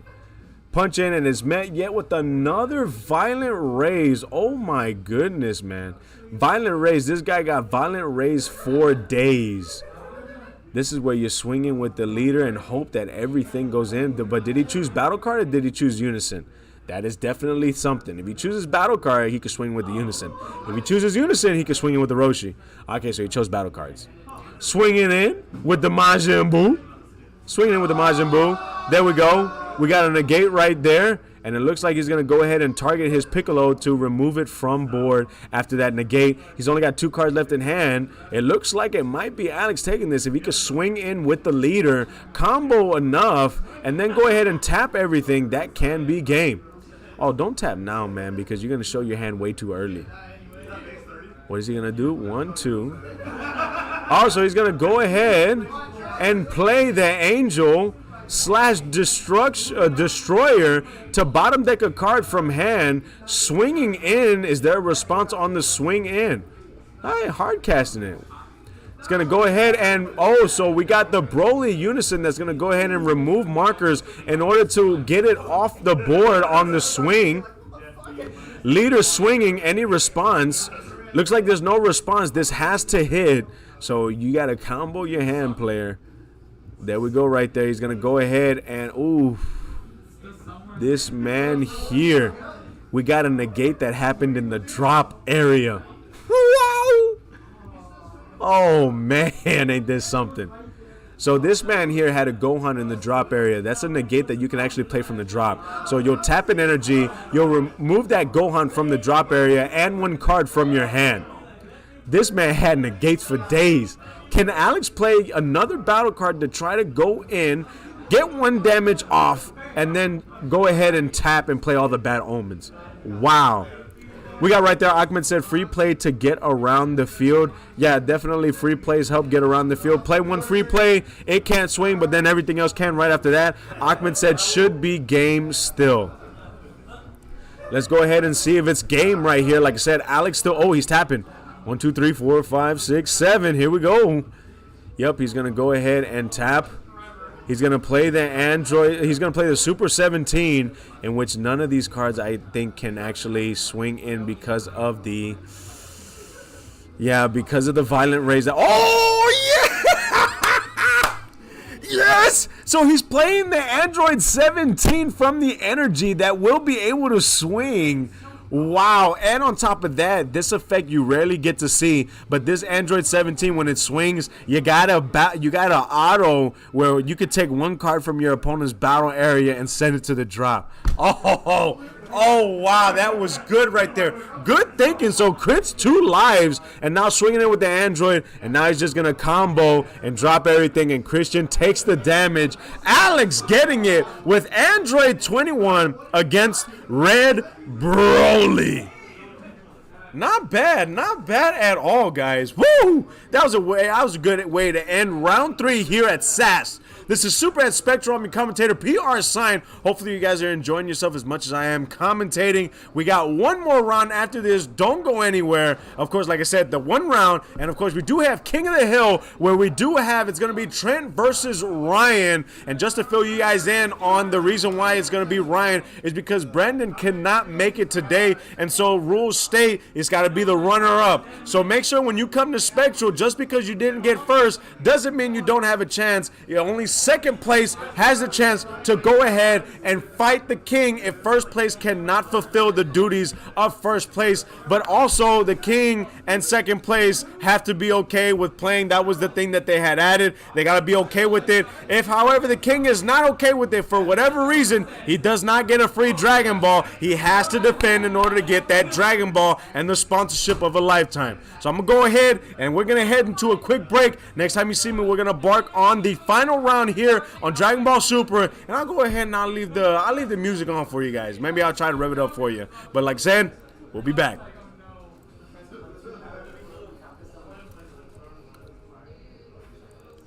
I don't have any on me. I was like, what? I don't know read that right now. I took it apart. I need to sleep. See, I can't wait to use that new. I can't wait to use the new yellow one that says you made, because I'm not going to ask my opponent if that was an 8. I'm gonna expect them to know what the card Yo, is. where's the big Go one? in there, don't respond. I'm like, okay. I don't know that are close The one that says you may, I'm gonna be like, use it, and then I'm just gonna wait a second. They don't say anything. Like, okay, I'm gonna assume you just let it go. You're like, cool. Keep going. Say someone commemorative photo of someone in King of the Hill. And they take. And they take. Are you gonna get mad? What'd you get back? Actually, you can't get mad. It's technically part of the game. It's not really like. Trust me, I have a long way. It's just But like. you're gonna commemorate photo. Now this. I don't know how they're gonna see it. That's why I want to ask you, because that's kind of like a scoop in this. Well, But it is within the game, so it's a legal fair play. it's a legal scoop. It's a legal scoop. No one in the right mind family. You see, incorrect. Why I'm is like it part many of it. people on major I'll do it. If you're in nationals and someone plays that on you, I do a scoop. Someone in Nationals did do that. Someone at Nationals did do that. I did scoop. He said it on stream, I think. And he wasn't at top tables and he did? No, he was at. No, I think he was on He was They were undefeated. doing best of 3. He took the first game and then 2 voted. Yeah. Oh, that's why. He was like, yeah, I'll do no problem because I'm about to 2-0 you real quick. He almost had Chris. He hit him with the counter cut. And then Chris had like one open energy, and I asked Raul, and I was like, "This guy a voter?" He goes, "Uh-huh." I go, "No."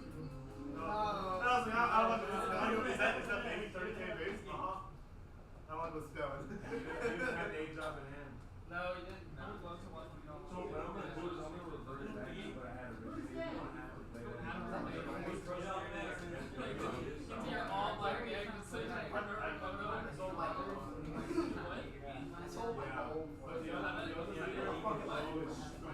Oh yeah, my 2 cards that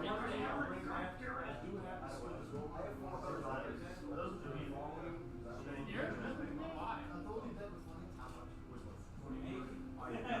It's funny, I didn't even know the cards. I should have actually read it. I don't know if we got some time I can show you.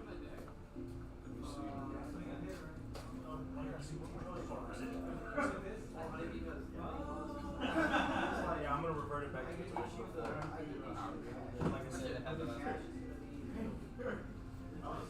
so Skilled Gohan is normally played, like I told you, with the other skills. But I thought, hey, why not play with Goku and Vegeta? So I actually have skill is Goku. I have Vegeta's Because it plays off of the energy. and from energy as well. Because the deck doesn't have a blue, it's aggro blue. That's your No, I know. So you have that one that doesn't have a cost, and then of course you have this one. So you can be as aggro as Gogeta. The game's so hard. Playing your boots. So and then the way that deck works is you charge your skills. I've used it and I You know how I know this? every time I had a chance to do that. The deck Last I've week, lost this to motherfucker was told me that I I think had red. Oh no, blue, 16. but I ran out of cards. So like I said, it's a give and take. Yeah, but The And then you're like, is to discharge your skills. yeah, but it's only regardless. Regardless, I went from 16 to 26. It's an easy one. Because I guess you have the strongest still play their one drop, and that was discarding. So you'll bottom deck it, ignoring barrier, and then you can actually search it. So you search your saves. But of course, you can just see more. This is the boss card of the game. It has an activate main to where you can reach down and go in. Restand and bottom deck the whole thing. It doesn't ignore barrier. It's Bottom deck, whatever you bottom deck. yeah, bottom deck. Of course, I got my Vegeta's for floodgates. This for the floodgates. The floodgates is really good. Floodgates stop this game. Like I said, it's just to show you next time I play it, I'll call you over that way you can see me play it. Yeah, it plays the skills from the end. So you charge, like say for example, I have skills here. I charge the skills turn 1. I draw, and I draw either this or this hand. I charge it, and as soon as I charge it, it has an effect where I can tap it in, and I'll tap the skill list. Play the skill list. Bobby, who got it? Take the top part of the I already gave that to you. and then the I gave leader it to effect. you. Ryan, Ryan! Draw a card, take a mono blue energy, put it to hand, I didn't see the and then paper. put another card on it. So, like you said, it's got potential. That's why we'll see. A little bit more testing. I just think that the unit I play mirrors, man. Bro, this man played me with baby. I made it to turn 3. I dropped the big. He just stared at me for the entire game. because you didn't have the A drop. The A drop is literally. I didn't use it. I saved it. I saved it. He restood. I restood what the A drop did. I stared at her. I needed trading for Like I said, This man I'm gonna said, put universe strategies. thinking about it. That's literally what I'm gonna put in there. Because you got the A drop, you got that, because the apes are saying. Nick, what's your meter, right? Yeah, for I got 9. Every single time I see this. for Majin Buu. and I guess Cable 1 went over the stream. Yeah, we said Chris, how much is the Bulbasaur? What? Alright, final round. Alright, I'm getting it. $10. Table 1! Rudy versus Nick! I'll be right there, Rudy. Hold on. I'm doing a transaction. The transaction is give me that Bulbasaur. So I wanted to ask Rudy about something. Yeah. King of the Hill. Yeah. David said, right? Trent versus Alex. Alright.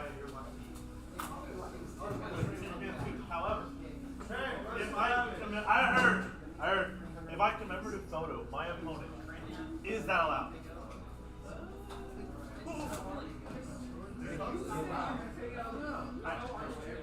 Because it's in the game. The game says you may take your life. If you keep taking your life, then I don't know what to tell you. No, you do all 8. You do either all 8 or none. He just asked for transaction. I don't like this. I feel like Chris versus Ryan. Where's Alex? Alex.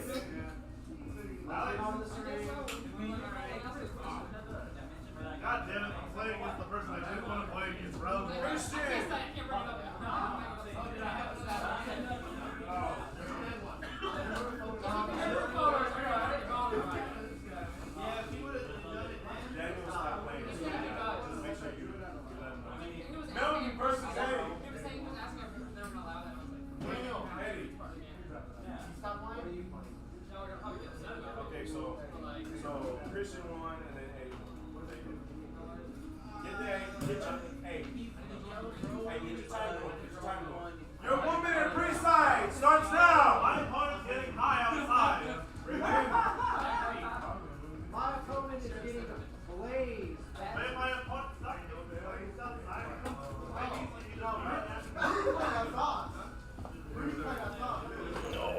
Either beat my ass or I'll beat yours.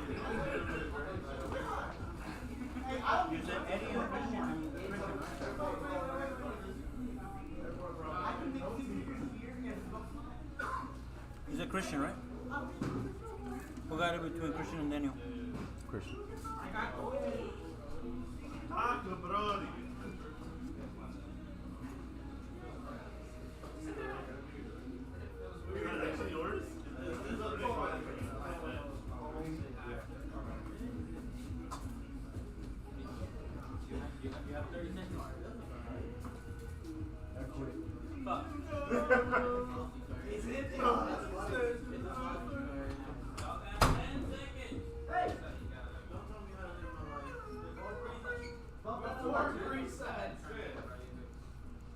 Alright, you gonna leave again?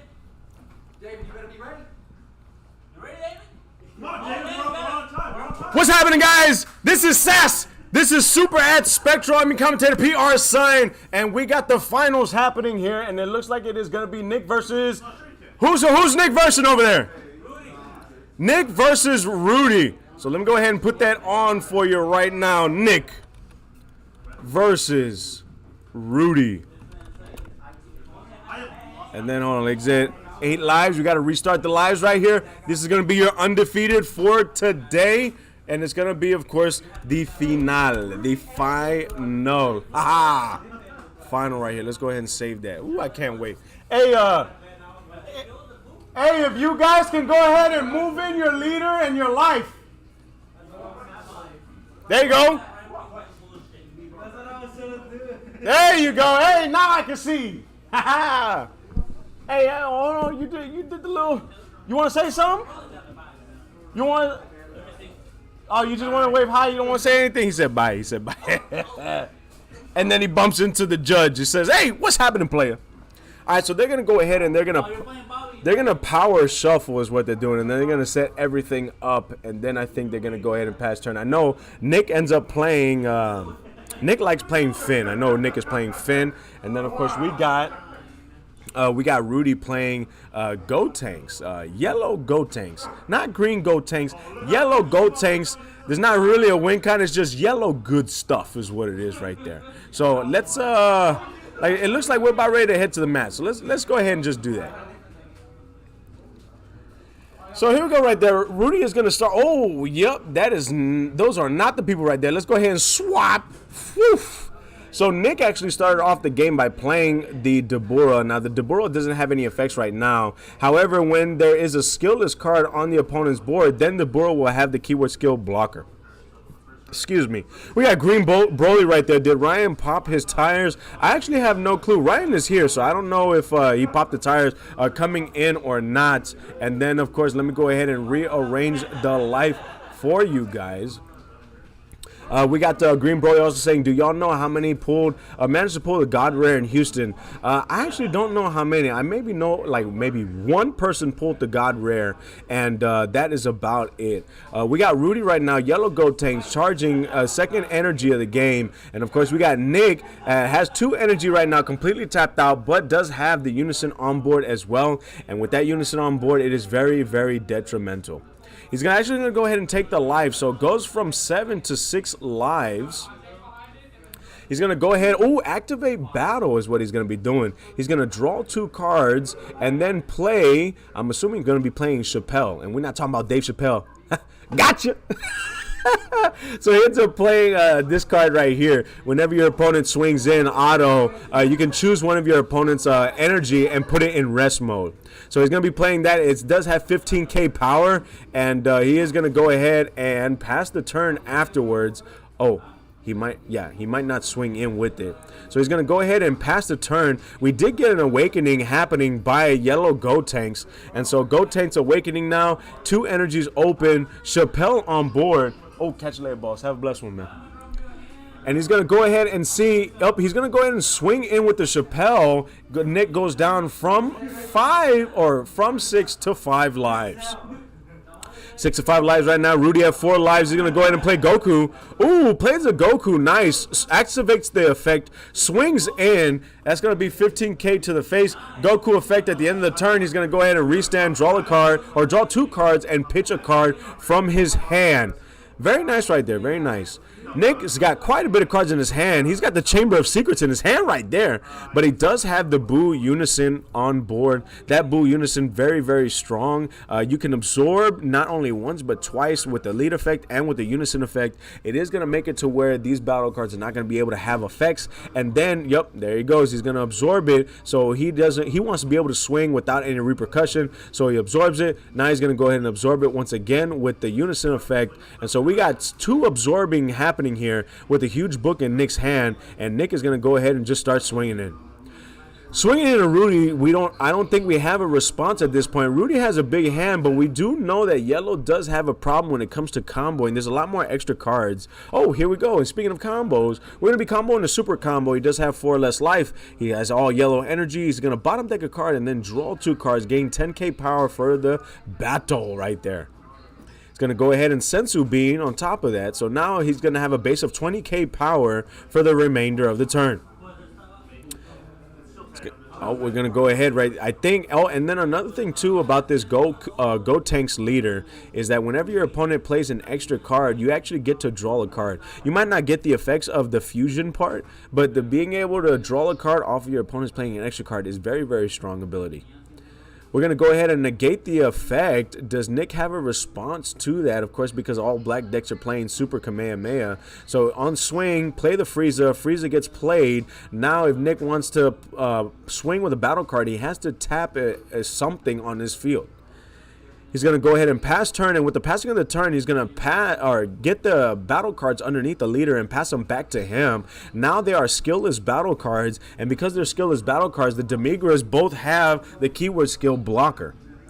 He's going to go ahead and charge a Final Flash, and on the charge of the Final Flash, we're going to go ahead and swing in with a Goku. That's going to be met with a negate. We're going to go ahead and, since he did the negate, Gotenks is going to allow him to draw a card because he did activate an extra card. Nick has quite a bit of cards in hand. So does Rudy. They actually might have the same amount of cards in hand and roughly the same amount of cards on board. Rudy going to go ahead and swing in with the lead. Do we have a response here? It's going to be a swing and drawing a card. Doesn't look like there might be a negate, but there is going to be a combo, and he combos a Koltakai, a.k.a. Mike Wazowski. That's that Monsters Inc. card right there. He's got one eye and one good eye. And that one good eye, very, very strong in the meta, being able to remove it from the game and bottom deck 1 to 2 cards, draw that many cards that you bottom deck, and then, of course, if your opponent plays a card on that turn, 20k or less, then they got to get rid of cards from hand. Plays a Goku, and of course swings in with the Goku, ends the turn, restands an energy, draws 2 cards, and then pitches a card. So Goku putting in work, Goku Black, on Rudy's side of the board. Nick is going to go ahead, and now it's Nick's turn to try to wreak some havoc. Both of these players have 4 lives apiece. Nick is going to go ahead and start absorbing. Oh, he didn't absorb he absorbed the skillless. He didn't absorb the other one. He's going to absorb that one, and of course he's going to go ahead and tap 2, and he's going to go ahead and play. Yep, that's going to be the Finn right there. Now, I don't know if this Finn is going to go ahead and say choose one and then warp everything else. I mean, all these Finns have some pretty darn good effects. I know most of them have deflect, man. That's very, very strong right there. So we're going to see what Rudy has. If this is not the deflect one, then this is not the one that I'm actually thinking of. It might be one that you combo with it or play, you get to absorb a card, but I'm not quite sure. Finn is, he's going to play the Finn in order to EX evolve. Oh, man. Plays the 8-drop Finn right here, and he's going to be doing quite a bit of some damage here. Swinging in real big, real tall, and Rudy's going to be reading cards. But, of course, we already know that yellow does have the extra cards in order to deal with big swings. Being able to ignore barrier, choose the battle card, and negate its skills is very, very strong indeed. Rudy's looking at his hand right now to see if he can actually combat this, if there's anything he can do in order to counterplay. And it looks like nope, he's going to go ahead and activate the ability of the Unison and actually get every single card on board underneath the leader. Woo! Very strong. And if any of those cards had any keyword skills, when he swings in with Finn, he actually can swing in as if he owned that keyword skill. Swinging in with an 8-drop, we're seeing if Rudy has a response here. He might not have a response just to flash his opponent. He is looking to see at his, I think he has Posh in hand. Power of the Saiyan, or the Power of the Super Saiyan, and that card definitely got reduced to 1. It is a negate if he wants to, but he also can go ahead and activate battle if he has a mono energy up, put a card in rest mode, and then draw a card. He's going to go ahead and Sensu Bean. Then he's going to go ahead and super combo after the Sensu Bean. So now his leader is going to be at 25. He's going to be at 30k power. And I think he went ahead and not comboed that because the 8-drop Finn has 25k power. He's going to go ahead and swing in with the lead. Do we have a response on the lead swing? See what he does. Is going to be 15k to Rudy. Rudy having 4 lives. I don't know if he's going to go ahead and take the damage here, or if he's going to... Oh, Power of the Super Saiyan right there. So he's going to go ahead and activate battle. He puts the Unison in rest mode, but he does take the damage. He does take the damage. Rudy goes down from 4 to 3 lives. We're going to go ahead and use an ability... Oh, snap. So the ability of the 8-drop Finn is going to go send one of the cards from underneath the leader to the drop area so that he can re-stand it and swing in. Wow. That's good right there. Not bad. He's going to go ahead and be met with a negate, and then a blocker is going to come out unless Nick has a response to the blocker. No, he doesn't. He's going to go ahead and end his turn. Thus, all those battle cards go back to the opponent's side of the field, and now everything on his board is skillless. Everything on his board is skillless. Remember, the Majin Buu Unison does have a trigger, an auto. No skillless card can actually swing at the Unison. That's what actually keeps the Unison safe. Gonna go ahead and see what Rudy ends up doing. He does have quite a bit of battle cards on board. I don't know if Nick ever plays any... oh, we're gonna go ahead and tap one to play the Basil, draw a card. He doesn't quite have the amount of cards in rest mode that he needs, but he can go ahead and swing and get it ready. Boom, we got a negate right there. And of course, with the negate, we get to draw a card due to the leader ability. A negate happens, draw a card, unless Rudy's going to go ahead and activate a Kula. Kula would be very nice, very nice to me. Oh, he's thinking right now. Rudy is thinking. He does have the 3 energy open for it. Yeah, he's going to go ahead and just draw a card, because of the fact that he activated an extra card, and his leader does draw a card whenever your opponent activates an extra card.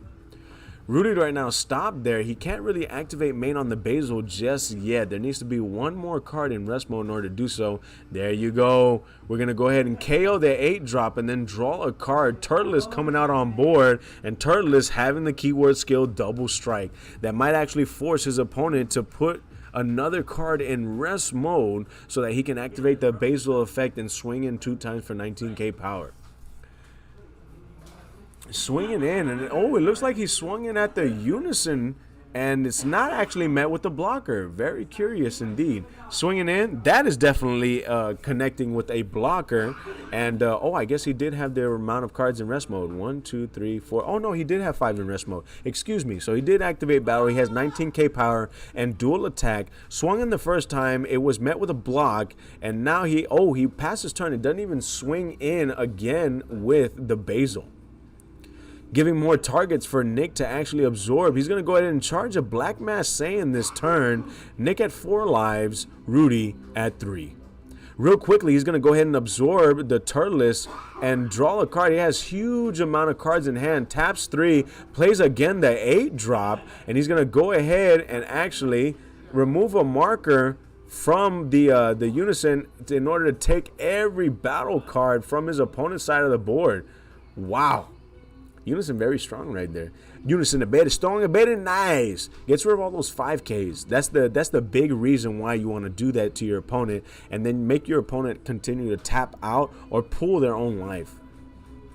It's going to go ahead and swing in with the 8 drop. Do we have a response on swing in? This is definitely when you want to go ahead and respond to it. If I'm not mistaken, this fin does have triple strike. Swinging in 8 drop, Rudy has one or two options. If he has the card in hand, he can let it go through, watch Nick combo everything out, and then flash him, or he can negate the card. Or the third thing, he can actually combo out of it, and that's exactly what he's going to do. Swings in, no negates, left it at 25k power, and Rudy comboed 3 cards from hand. Going to go ahead and swing in with a unison. Is it met with a negate, or is the 15 going to go through and Rudy going to drop yet more cards from his hand in order to save himself? Oh, nice. So on the swing of the unison, we got 15k power going into 25k, playing the super combo, bottom decking card, and drawing 2 cards. Oh, he's going to combo once again, so 30k. Is he going to combo one more? Oh, he's got a nice card in hand. I wonder why he didn't play that card. You play that card next turn then. I guess that would be the card I would actually choose to play this go around. But hey, to each their own, man. Hindsight is the best sight. When it comes to actually playing on the stream, sometimes you're not all there. Oh, he's gonna go ahead and actually, ooh, nice. So he's gonna activate battle, and he's gonna flash the 8 drop so that the 8 drop doesn't get its effects to restand and swing once again. And he out comboed. Very nice right there. Killing 2 birds with 1 stone, out comboing the current attack, and then making it to where the 8 drop cannot restand and swing in once again.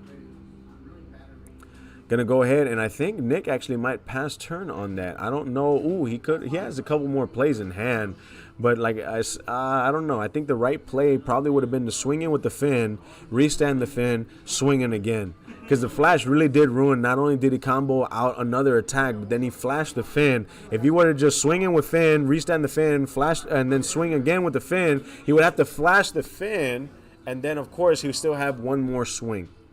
He went ahead and played Secret Identity and then swung in. Rudy's going to go ahead and take the damage, go down from 3 lives to 2 lives. He's completely tapped out. He's got 2 lives left to go. Oh, man.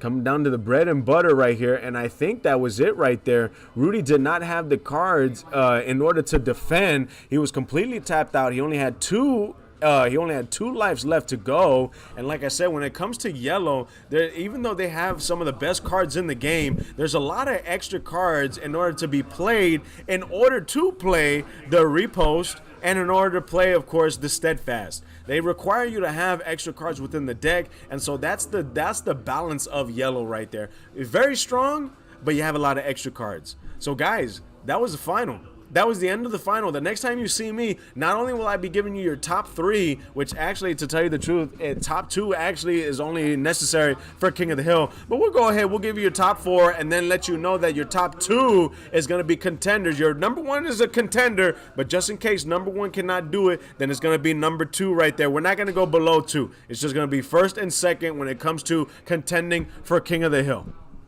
I appreciate you guys for watching. This does not end the stream off. This just ends the local tournament. We're going to be embarking in our King of the Hill series. This is SAS Super at Spectral. I'm your commentator, PR Sign. I'm your hype boy. I am your hype on the mic. And don't go anywhere because we got big match coming right after this break.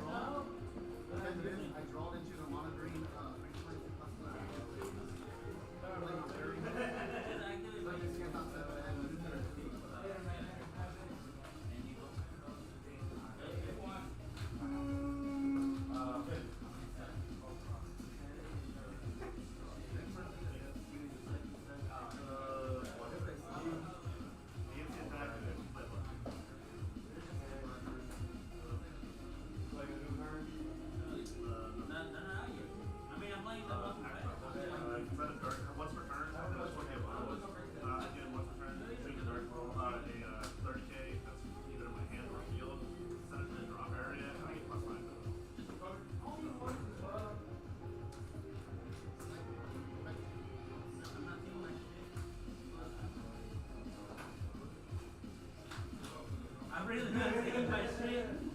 But when did the friction day come out? I think it's before the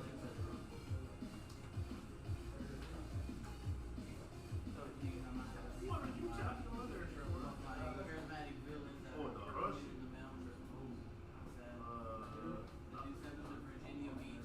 Oh man. It would have been funny if we had you like you asked the wrong question, player. Yeah. It's gonna give me 6. I can keep I'm an idiot. This guy, if you were to activate a negate that lets you uncapture energy, I can current energy to her life. Yeah, it doesn't make perfect.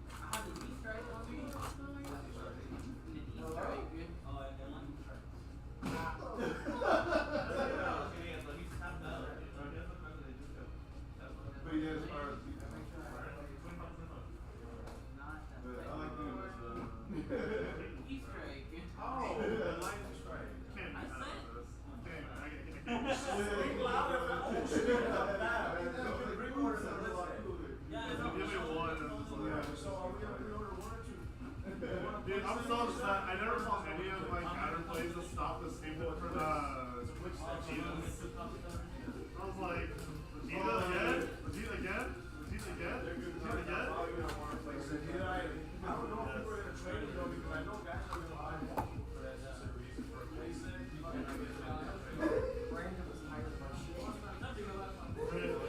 You guys are on turn. Milton.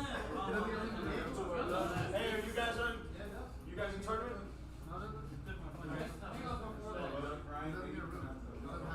You know what? Yeah, being undefeated, that's stupid. I got it, Alex. Alright, so Ryan, Trent, go ahead and set up. King of the Hill, let's get going. Yeah, I gotta re-put stuff. Who got it between Rudy and Nick on deck? Who got it between Trent and Alex? Trent and Alex, who got it? Alex. I got it. Raul, do you know who got it between me and Rudy? You got it. No, it was Bobby. Oh, you're right. Yeah. Bobby.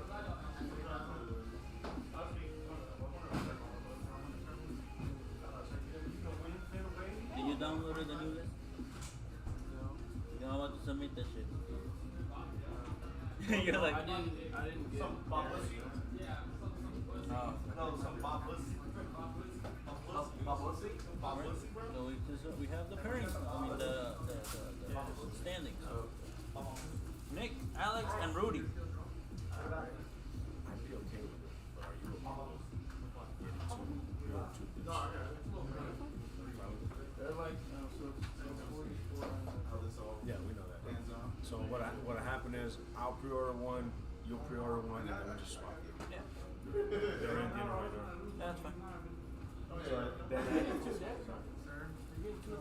No, when I buy it, I get Dorinthian and Reiner, but I don't get a place set. So I'm getting one, Raul's getting one, and I'm gonna give him the Dorinthian. He's gonna give me Reiner. So I have 2 Blitz Reinhardt, so I have a place set. Oh, for real? Yeah, so hey, don't catch your luck out, because if the guy doesn't show up, if Nick don't show up, He'll most likely show up. Yeah. Dave, you gotta understand, I have to show him. You know why? I'm his rod. I'm crippled. You crippled? He's actually. Where you crippled? What he's saying is he's a bitch. That's No, I have a torn ligament in my knee. That's an actual problem.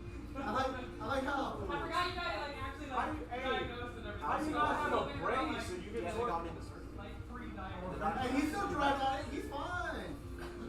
Dude, you gotta be careful with ligaments. I was old with that. What is he getting? At least.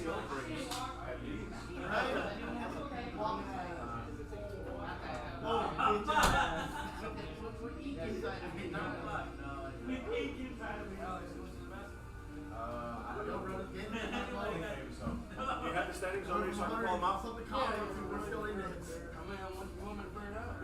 No, you don't have to print it out. Nick, Alex, Rudy.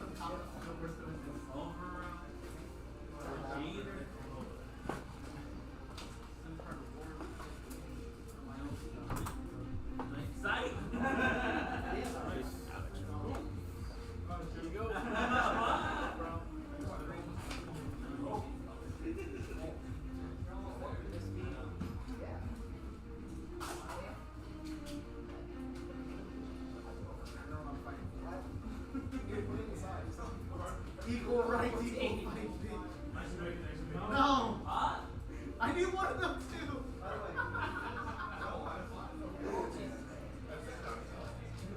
I'm so mad, I need one of those two. To end this.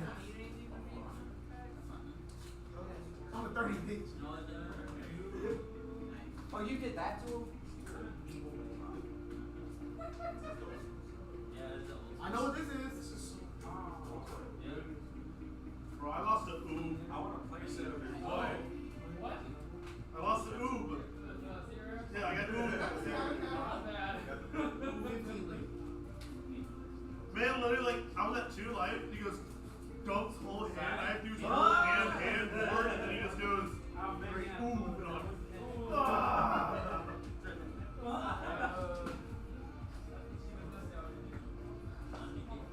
I just lost the cheapest SC. I'm a bad fucking player. I really feel like that.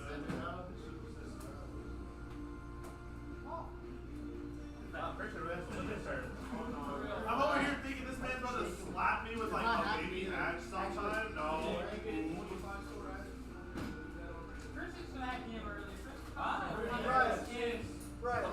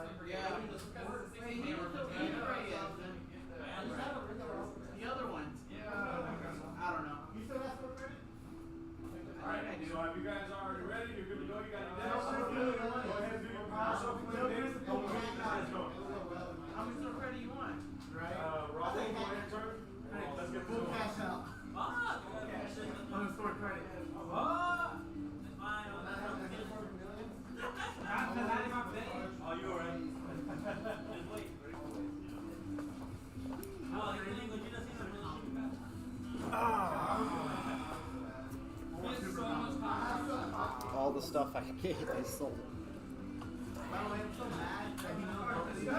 You're about to crap My your leader been pants. stuff right. Leg workout yesterday.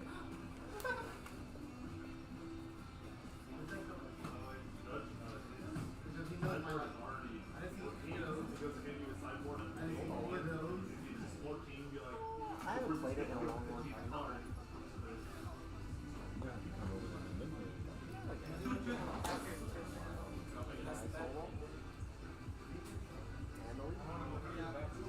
Now we're gonna add to my deck.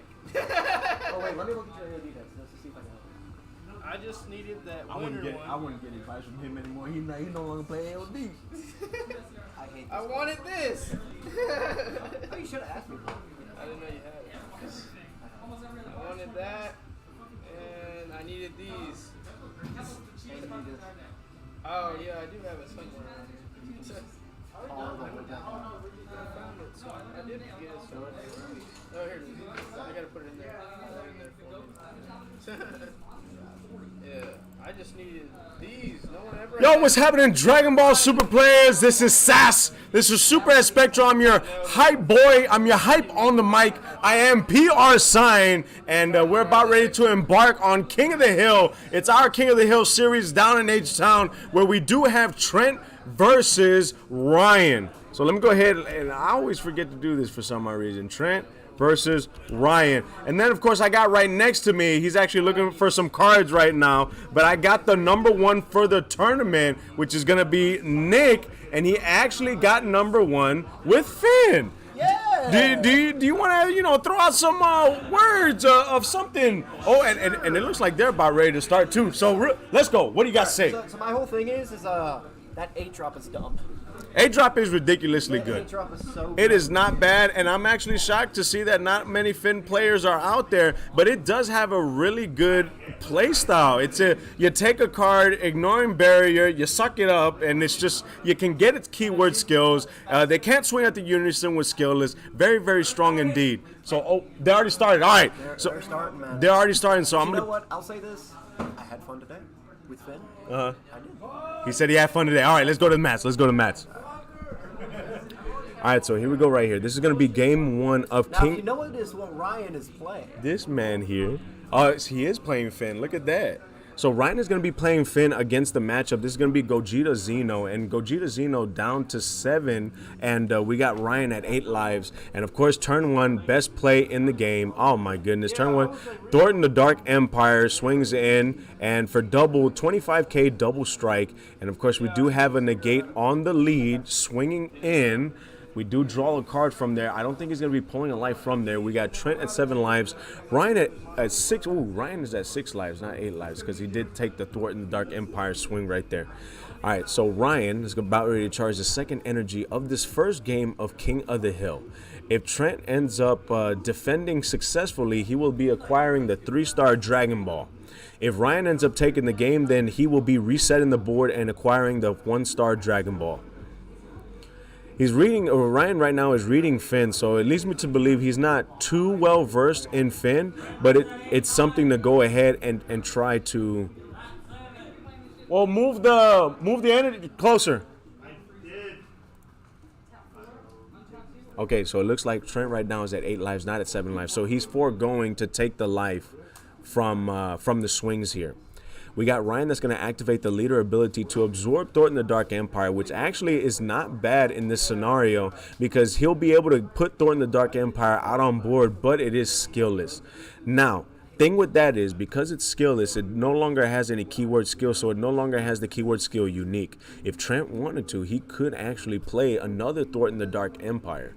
However, keyword skill says one of its kind, so I think whenever he plays the second one unique is going to go off, so never mind, scratch that. Ryan is going to go ahead. He actually charges the Deborah. He does have the Unison in hand. I guess he's trying to figure out how to go about the deck, but there you go. Unison is going to be played. 15k power. This is the one that's going to allow him to absorb more cards. And, of course, skillless battle cards will not be able to swing in. He's going to go ahead and pass the turn. Thornton the Dark Empire returns to Trent's side of the board, and now Trent is about ready to charge the second energy of Game 1 of King of the Hill. We got Needle of when the Empire is thwarted. Definitely, when he's absorbed, he is also thwarted. Ooh, we see a Thwart in the Dark Empire that gets sent to the warp. Of course, definitely reoccurable by the Overwhelmed Goku, which Trent could very well have. I don't know if he's going to be able to play it soon, but he does have some targets, not only in warp, but also in the drop area as well. Swinging in, he's going to draw a card. Trent is actually foregoing pulling cards from his life. Oh, and he's actually comboing the field. Very, very smart by Trent, making sure that he does not have cards on the field. So he's going to activate the Trunks ability. Overwhelm, he's going to go ahead and draw 2 cards and warp a card from his hand. And that definitely can be another piece that he needs. There he goes. He's got a Pycon in there. And we already know that that Pycon is going to be essential to his play. Thwart in the Dark Empire, once again, being played. And definitely very strong. He gets a draw because it is Gogeta Xeno. Now he's going to go ahead and swing in. It's going to be met with the negate. So Ryan does pull from life. So Ryan going down to 4 lives does have a blocker on board. And it looks like we're going to go ahead and activate and choosing the Trunks to warp. We got right now Trent stays at 8 lives. We got Ryan at 4 lives. Ryan playing Finn. Definitely a way to get rid of Thwart in the Dark Empire, but once you get rid of it, he'll just combo it and then play another one. So he's going to absorb the thwarting, and so at the end of the turn, he's going to give it back to him on the side of the field, and it's going to be skillless.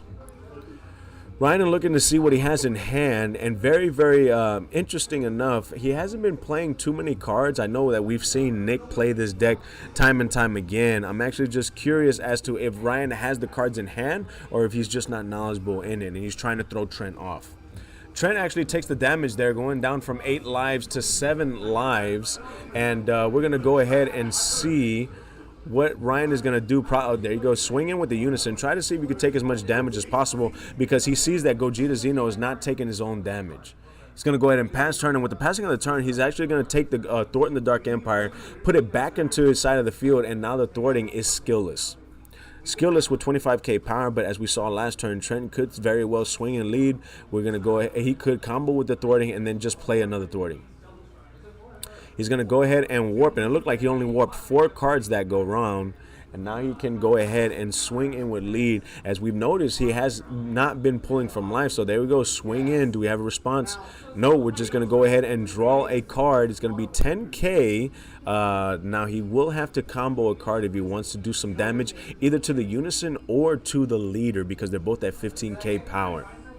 Yep, he is going to go ahead and combo the Kai. The Kai is going to go to the drop area, but of course we know that the Kai has a very nice effect. Ryan does combo, because we do know the Kai has an effect in order to play. Oh, he's going to swing in with the skillless thwarting. Skillless Thwart in the Dark Empire, 25k. It's just going to be a single strike. It's going to be met with a negate. This is going to be the blocker negate from black right there. And we got Sasuke coming out as the token. We're going to go ahead and overwhelm to play the Trunks. We're going to draw 2 cards and then warp a card from hand. The Trunks is going to allow for another swing, and of course he did warp the Kai, so we can actually bring the Pycon out of on the board when need be. It's going to go ahead and swing in at the lead. It's going to be met with a block. Sasuke goes back to where he belongs. Oh, he's going to tap out for the Pycon. Tap out for the Pycon so it has enough markers. He's going to swing in with Pycon, 15k power. Ryan combos out a Kotakai, and now it looks like we got... Wait, what's going to happen? Oh, he actually minuses. He minuses. He's looking at his warp right now. Oh, he... Wait, what's happening here? I'm trying to figure out what he's doing here, and I think does he get any card from the warp? Because the Pycon, he actually got rid of the Pycon. I think he's going to go ahead, and I think the Pycon's effect actually is to pull a card from the warp. Now he's going to go ahead and bottom deck and bring out another Pycon. Okay, so taps out, brings out Pycon, able to use the ability of the Pycon, and now he takes the Pycon out from Kai. Very nice, very nice.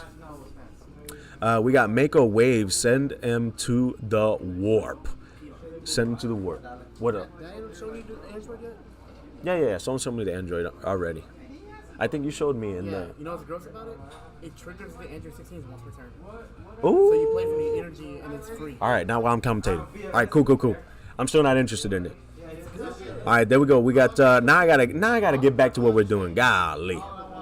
So it looks like we got Ryan. Okay, it's Ryan's turn, and Ryan ended up absorbing. So we got the Thor in the Dark Empire under the leader. Now we actually have the Gogeta under the leader as well. I think Trent was trying to use it as a blocker, but of course we can absorb a lot of cards, and that's what makes Finn really good.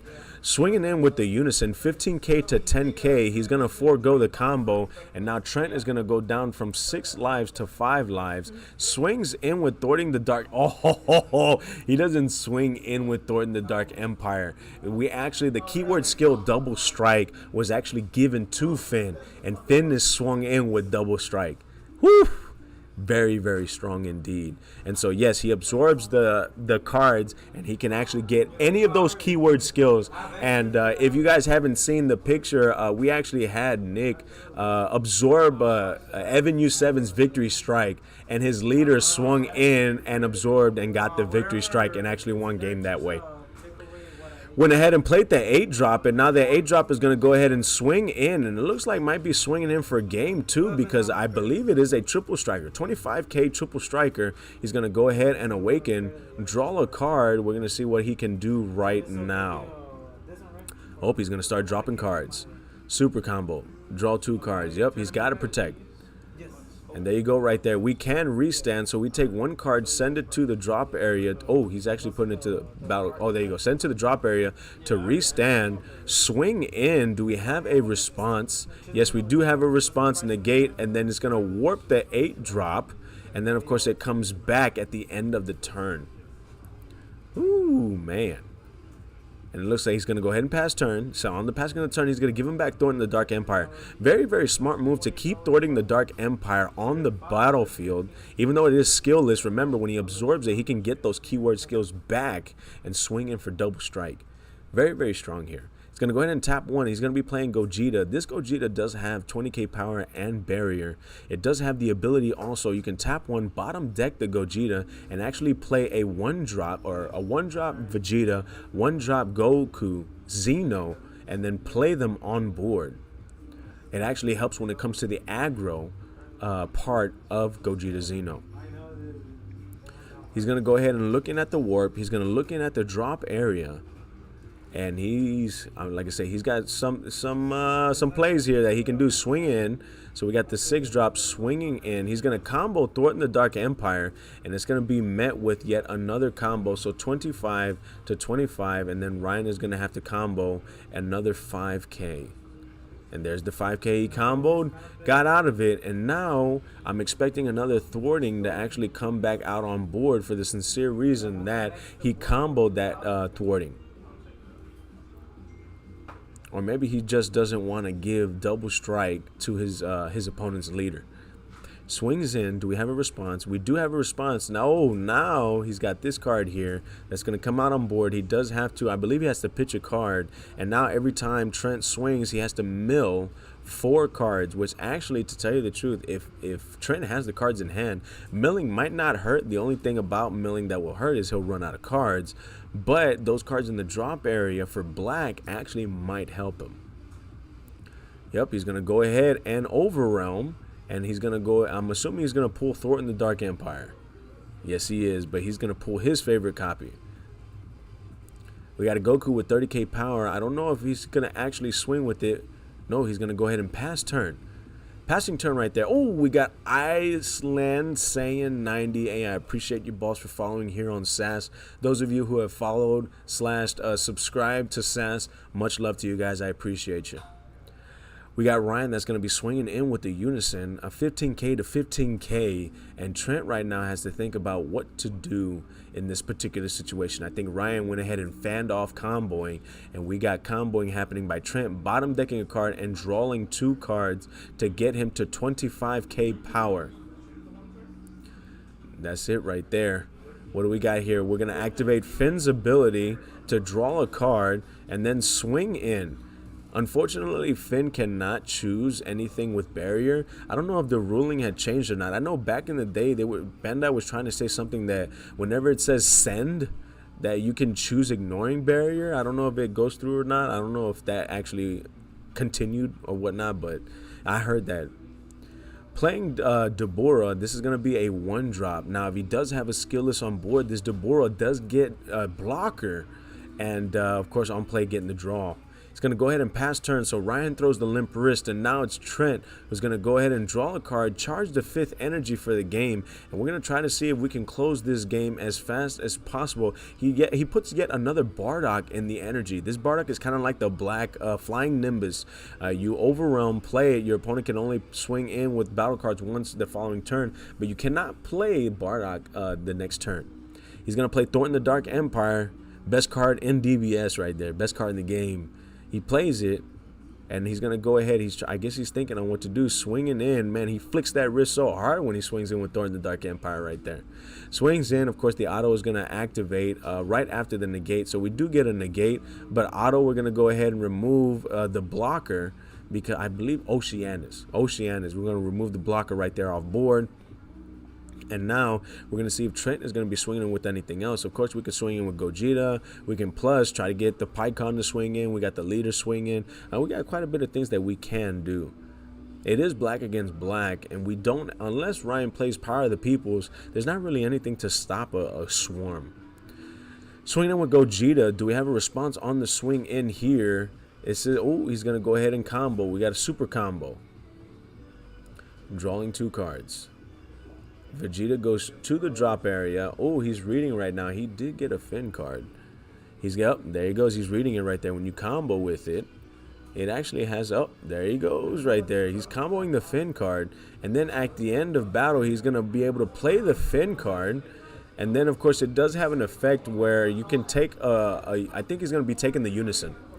So the effect of taking the Unison, and that's his target right there. So he's going to combo. He comboed it, played it, and now on play, he's going to go ahead and take the Unison. He's actually going to go ahead and ask the... Oh, I guess something happened. He asked the judge, and I guess the judge says something, and it kind of told him that you can't do that. I don't know. I'd have to read the card. Above my pay grade, we commentate over here. We commentate, and we got Raul Judge in here in our King of the Hill match. Tapping another one in order to play another Gogeta. These 2 Gogetas, at any point in time, he can actually crack them and actually play the 1-drop Vegeta and the 1-drop Goku. That's going to be yet another swing that's going to be happening here. Is he going to turn the card sideways? Yep. Turns the card sideways right there. Swinging in. Do we have response? No response. Ryan goes from 4 lives to 3 lives. Both players at 3 lives. He passes turn right after that.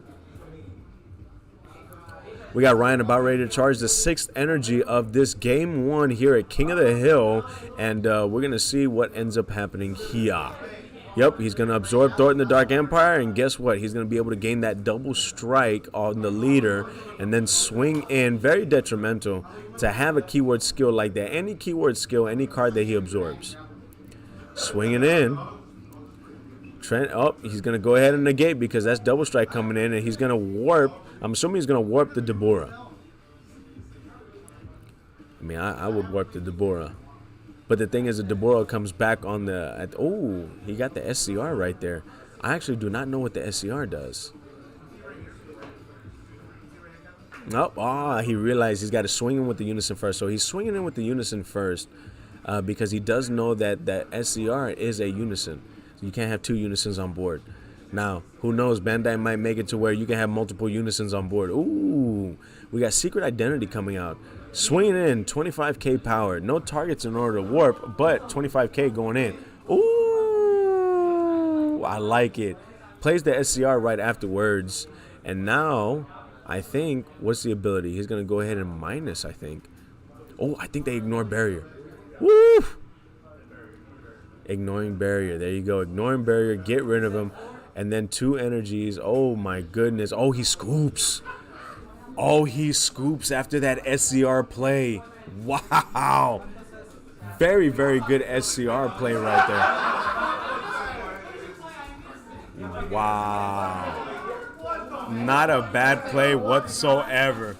That SCR put in quite a bit of work. not only did he play the SCR, he chose 2 of his battle cards in rest mode, ignoring barrier, KOing it, and then put 2 of his energies in rest mode as well. Wow. Very, very strong SCR indeed. Ryan definitely had to use a good order of succession, trying to do good chronological order, good sequencing, however you want to call it, in order to get game 1 in King of the Hill. If Ryan ends up getting game 2 at King of the Hill, not only did he beat Trent, but he does get the 1-star ball. However, if Trent ends up coming back and winning 2 games straight, then Trent will continue being the king here at Spectral, and he will be acquiring the 3-star ball along with 3 packs, and that much closer to the sponsorship of a lifetime right there. And of course, if Ryan were to get it, he'd get the 1-star ball, and he would get 1 pack. Remember, the sponsorship that these guys are fighting for is going to be consisting of your next trip, your plane ticket, your entry fee, and your room is going to be all paid for by Spectral. The only thing that you have to worry about is food, and that definitely is a lot smaller in price as opposed to everything that Spectral is going to be handling for you. Another thing is Spectral is also going to be giving you a one-of-a-kind jersey that does have Spectral's name on it, but you can put your team name on it as well. So not only are you sponsoring Spectral, but you're also representing your team as well, and it just does not get any better than that when it comes to sponsorship there. Like, I'm telling you, it's very, very good. And of course, Spectral also offers repairs. So if you guys have trouble with your electronics, whether it's your phone, whether it's your consoles, whether it's your iPads, go ahead and bring them in. Get yourself a quote. We can fix your electronics here at Spectral. Not bad, not bad. We can fix your electronics. We play your favorite card games here. What else can you ask for? Bada bing, bada boom. We got your Digimon, DBS, Pokemon, Fab. We got Magic. We also got what am I missing? With Tekken 7. We got Smash Bros. We got quite a bit here at Spectral. Very, very nice here. Now they're gonna go ahead and set up, and it looks like they're about ready to embark on round 2 in King of the Hill.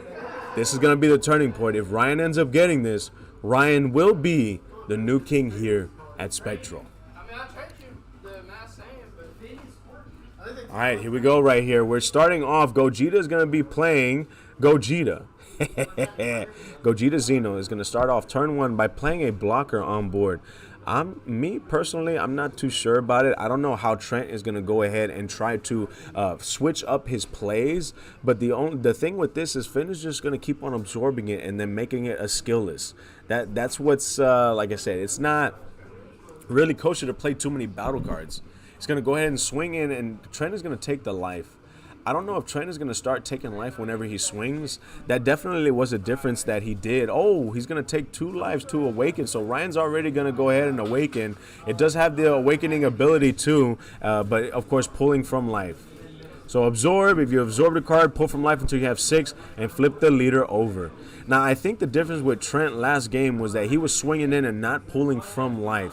I think he thought that was the best way to go about it. However, I don't think so. I think you got to really aggro your opponent, especially Finn, because the more battle cards you leave on board, the more unisons you leave on board, and you're just dwaddling and twiddling your thumb, it's not going to be too good. Ooh, so he heard me. We aggroing right there.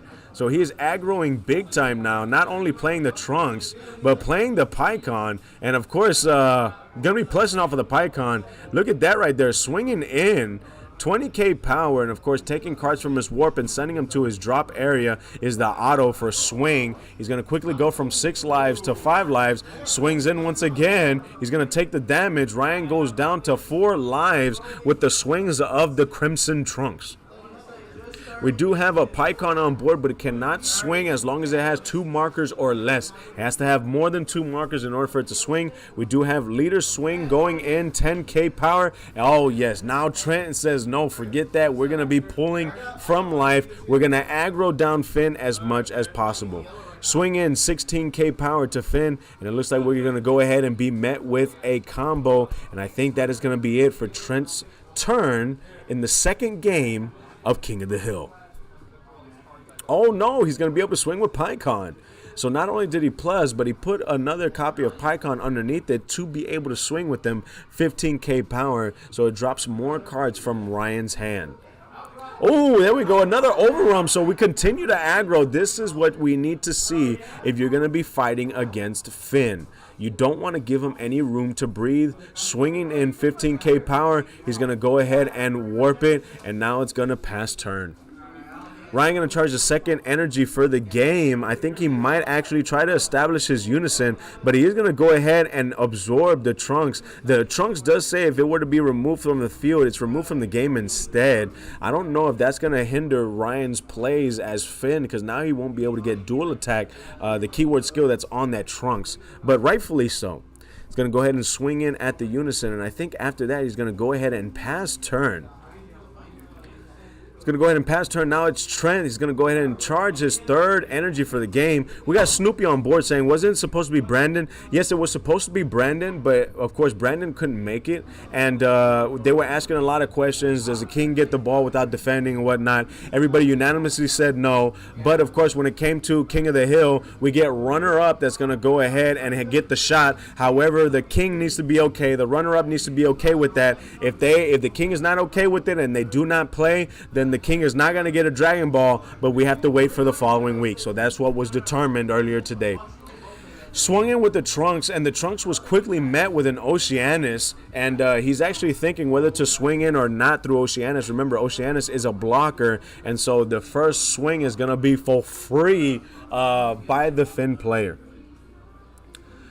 Of course, Ryan is going to go ahead and charge. Yeah, Ryan was runner-up last week, and Brandon couldn't make it, so we got runner-up playing to fight the king. He's going to go ahead and absorb the Gogeta and then swing in at... I think he actually doesn't want to absorb the Trunks. I'm actually curious. I think after he figured out that the Trunks goes away, doesn't get underneath Finn, I think that's when he's like, you know what, let me go ahead and just absorb a battle card. But he does have to deal with 20k dual attack. He's swinging it at the unison to try to get that Pycon off board. However, I don't think it's going to be too much of a thing to get Pycon off board, because the thing is it can reoccur using those Kais. So Trent right now is about to charge the fourth energy. We got Ryan that did leave one energy open, and of course we're just going to go ahead and turn cards sideways. He's swinging it at the unison, met with the negate. Very, very curious. Met with the negate. Negate is going to go ahead and tap him out. And now we get, we're about ready to get, maybe make some plays here. The Trunks does need to restand, or did he already swing in twice? Oh yeah, no, he restands, swings in. 20k power. He's going to go ahead and tap. We do have a negate being played. This is going to be the max power right here. He is going to go ahead and negate, and then on the negate, he's going to warp 4 cards in order to get the max power back to hand. He's going to go ahead and swing in. So he's continuing to swing in at the unison, and he's going to pull from life and then draw a card using the effect of the leader. I don't know if he's going to go ahead and actually combo on top of this. He might have to. Remember, unisons do not have a defensive step. So if they don't negate and they don't block, whatever you combo, they're going to be taking damage. We got the thumbs up by Ryan. We had the limp wrist being thrown by Trent, and now it's Ryan's turn, charging the fourth energy. Does have an Oceanus, does have a unison on board. He's going to go ahead and plus the unison, and he's going to go ahead and absorb the Trunks, and the Trunks just gets removed from the game. And then, of course, since the unison is on board, he's going to go ahead and absorb something else. So killing 2 birds with 1 stone, removing the blocker and removing the Trunks. Swinging in with the Majin Buu unison, and that removes the Pycon unison from the battlefield. And now or from the unison area, excuse me, it's not on the battlefield. And we're going to see what ends up he passes turn and puts the Gogeta back on his side of the field. And the Gogeta is skillless, and skillless cannot swing at the unison. Trent about ready to charge for the game, and Finn still has 4 life, and then of course he himself has 5 lives, and I think right now Finn has Super Saiyan 4 Gogeta. This is definitely gonna be a game changer here, and of course swinging in with the 8 drop. Now Ryan has to not only drop 2 cards, so he's dropping a lot more cards, so he Oceanuses. So that means one card, 2 cards are coming out his hand, 2 more cards are coming out his hand, and now 2 battle cards are leaving the field. Yep, those are the 2 battle cards leaving the field right now. Re-stands, and now he can swing in. He does have to mill on every swing, but now it's going to, he's going to go ahead and swing in. 1, 2, 3, 4. So he swings in, and then, of course, because of the Oceanus, he mills 4. Now it's going to be met with a negate there. Ooh, nice. We got a power burst. We got to draw a card. Oh, man. That was good. I did not expect Super Saiyan 4 Gogeta. I did not expect that. Very, very strong play right there. Now, every time, the first time it would swing, it gets rid of battle cards and cards from Ryan's hand. So it's kind of like a ticking time bomb, however many cards remain in his hand. He does pass the turn. This Gogeta does have the keyword skill blocker, if I'm not mistaken. It also does have triple attack and decided not to swing after the first initial attack. Yup. He absorbs it right there, and now Finn, if he wants to, he throws his cards in disgust. Finn, if he wants to, he can absorb, gain the keyword skill triple attack, and so Finn can swing in 3 times if he wants to. This is actually very unique here. I did not think Gogeta Xeno would have a tough time against Finn. He's reading the Finn card. He's going to give it, I think he's going to give it triple attack and go ahead and swing in. Trent is going to go ahead and take the damage, so he goes down to 3 lives. Very curious here. Oh no, goes down to 3, then takes it, goes down to 2. He's going to go ahead and on the swing is going to be met with the petrification. Trent at 2 lives, Ryan at 4 lives. This is going to be a turn of events if Finn actually takes this. Oh, wow. He plays it again. He sees the SCR, plays it. His opponent is tapped out, swinging in. Do we have a response? No, he's going to go ahead and awaken. So on the swing here, he's going to awaken. So Ryan 4 went the combo. We got a super combo being played. Bottom deck a card. Draw 2 cards. He's got a combo a little bit more than that. Oh, we got another super combo. Bottom deck. Draw 2 cards. I think he needs to combo 10K more, if I'm not mistaken. There goes a 5K. There goes a 10K. Right there. Wow, swinging in again. So it had dual attacks swinging in. Is met with the negate right there. He's going to end turn. Give back his Gogeta. Oh, wow. Woo! Man, so now Trent is going to be starting his turn. He's going to be charging the 6th energy, I believe, of his game here in King of the Hill, the 2nd round. And all his cards on board, except for that Kai, are skillless. Wow. Very, very strong right there. Swinging in with the 8 drop. Wait. Oh, he's skillless. He's skillless. What is he doing? Ooh. Misplays there. Misplays. Yeah, no, the Gogeta is skillless. He does not warp. Unless he gets his effects back, but I think he does not get his effects back. I think it's still continue. It's still skillless. Oh, Thornton the Dark Empire coming out. Thornton the Dark Empire. When SS4 can't do it, SS3 can. He's gonna go ahead and play. He's gonna get a draw, and then of course he's gonna swing in for double. He's gonna flick that wrist so hard right there, double. And of course we do have a negate in Ryan's hand. This negate was the max power that he pulled from hand. He's going to go ahead and tap for the max power. He's going to warp 4 cards, bring the max power back to hand. We're going to see what else he does here. We got a swing in by the lead swinging in. Do we have a response? Ooh, block. The SCR is a blocker, so dual attack blocker is what that SCR is. Met with the blocker, we got yet another Gogeta coming out. He's got all the pieces in his warp right now to play Gogetas. Gogeta with barrier coming out and swinging in with that fist. We got multiple fists coming. Oh, no, he just plays it and passes turn. Ryan charging for the 6th energy. I was about to say 7th energy right there. He does have his SCR on board. Very interesting here. Now, that Gogeta does not have blocker because, remember, Ryan absorbed it. Yep, he's going to absorb that one right there. Get that triple attack. Very strong right there. Yep, he's going to activate the ability. That's what he tapped that card for. He's going to go ahead and use the Unison. Oh, no, he's going to swing in at Thornton the Dark Empire. I'm curious as to why he's not trying to close the game out. Swings in at Thor in the Dark Empire. And I guess it's not going to be met with a response by Trent. Yep, he gets the restand because he does have the triple attack. I guess he's trying to bait something out. Oh, he does have the 8-drop in hand. There he goes. Tap 3. Activate main. We got the guy here. Sparking, or Spirit Boost, excuse me. Send the SS4 and then absorb everything from his side of the field. Oh, wow. This is something here. And, of course, we know this Finn has 25k power. And then, swinging in right here. Do we have a response? Trent looking to see what he... Oh, no. Trent's going to take that damage. And it looks like our king might be dethroned after making the statement that he was going to go ahead and get the sponsorship last week.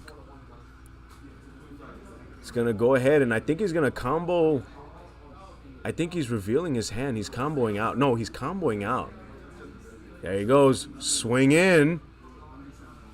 Oh, there he goes. Trent went ahead and scooped it up. We had Ryan. Ryan now is the current king here at Spectral and restarts the Dragon Balls. So now Ryan ends up acquiring the 1-star Dragon Ball. Woo-wee. All right, come on up here, Ryan. So now we get the little ritual happening. Let me go get my Shenron here. Wow. Finn.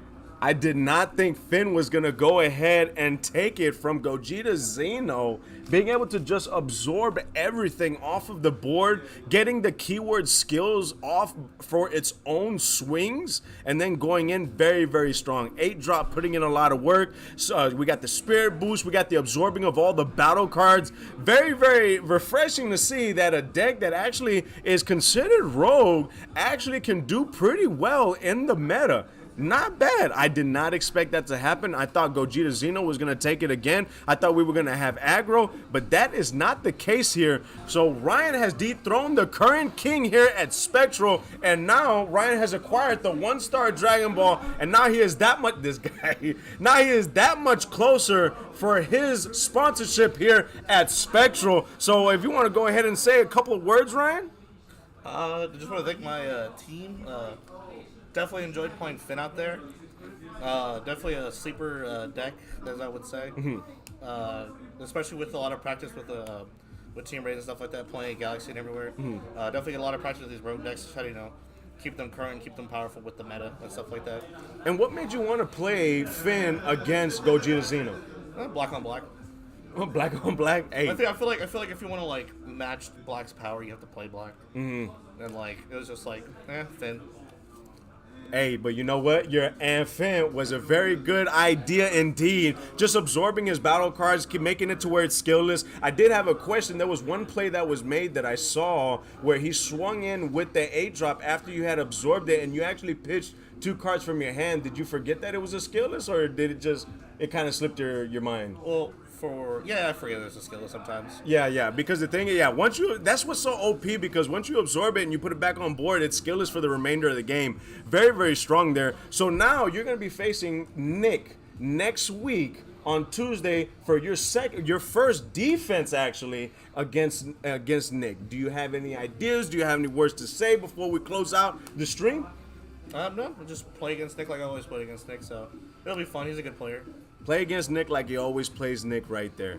Well, guys, there you have it. Today, after the King of the Hill series, we had Trent that was dethroned, and now we have Ryan as our new king here at Spectral. Guys, thank you guys. Much love for you watching the stream. Thank you guys for your subscription. Thank you guys for your following. I want to make sure that I gotta mention you guys. Definitely gotta mention you guys. Much love to you guys. Hopefully you guys had a wonderful time watching the stream as I did commentating. Like I said, I enjoyed myself. Until next Tuesday, whenever I post on the Facebook page, go ahead and look out for that. Hey, this is your hype boy. This is your hype on the mic, PR sign, and this is SAS Super at Spectral. You guys have a blessed one. UBI.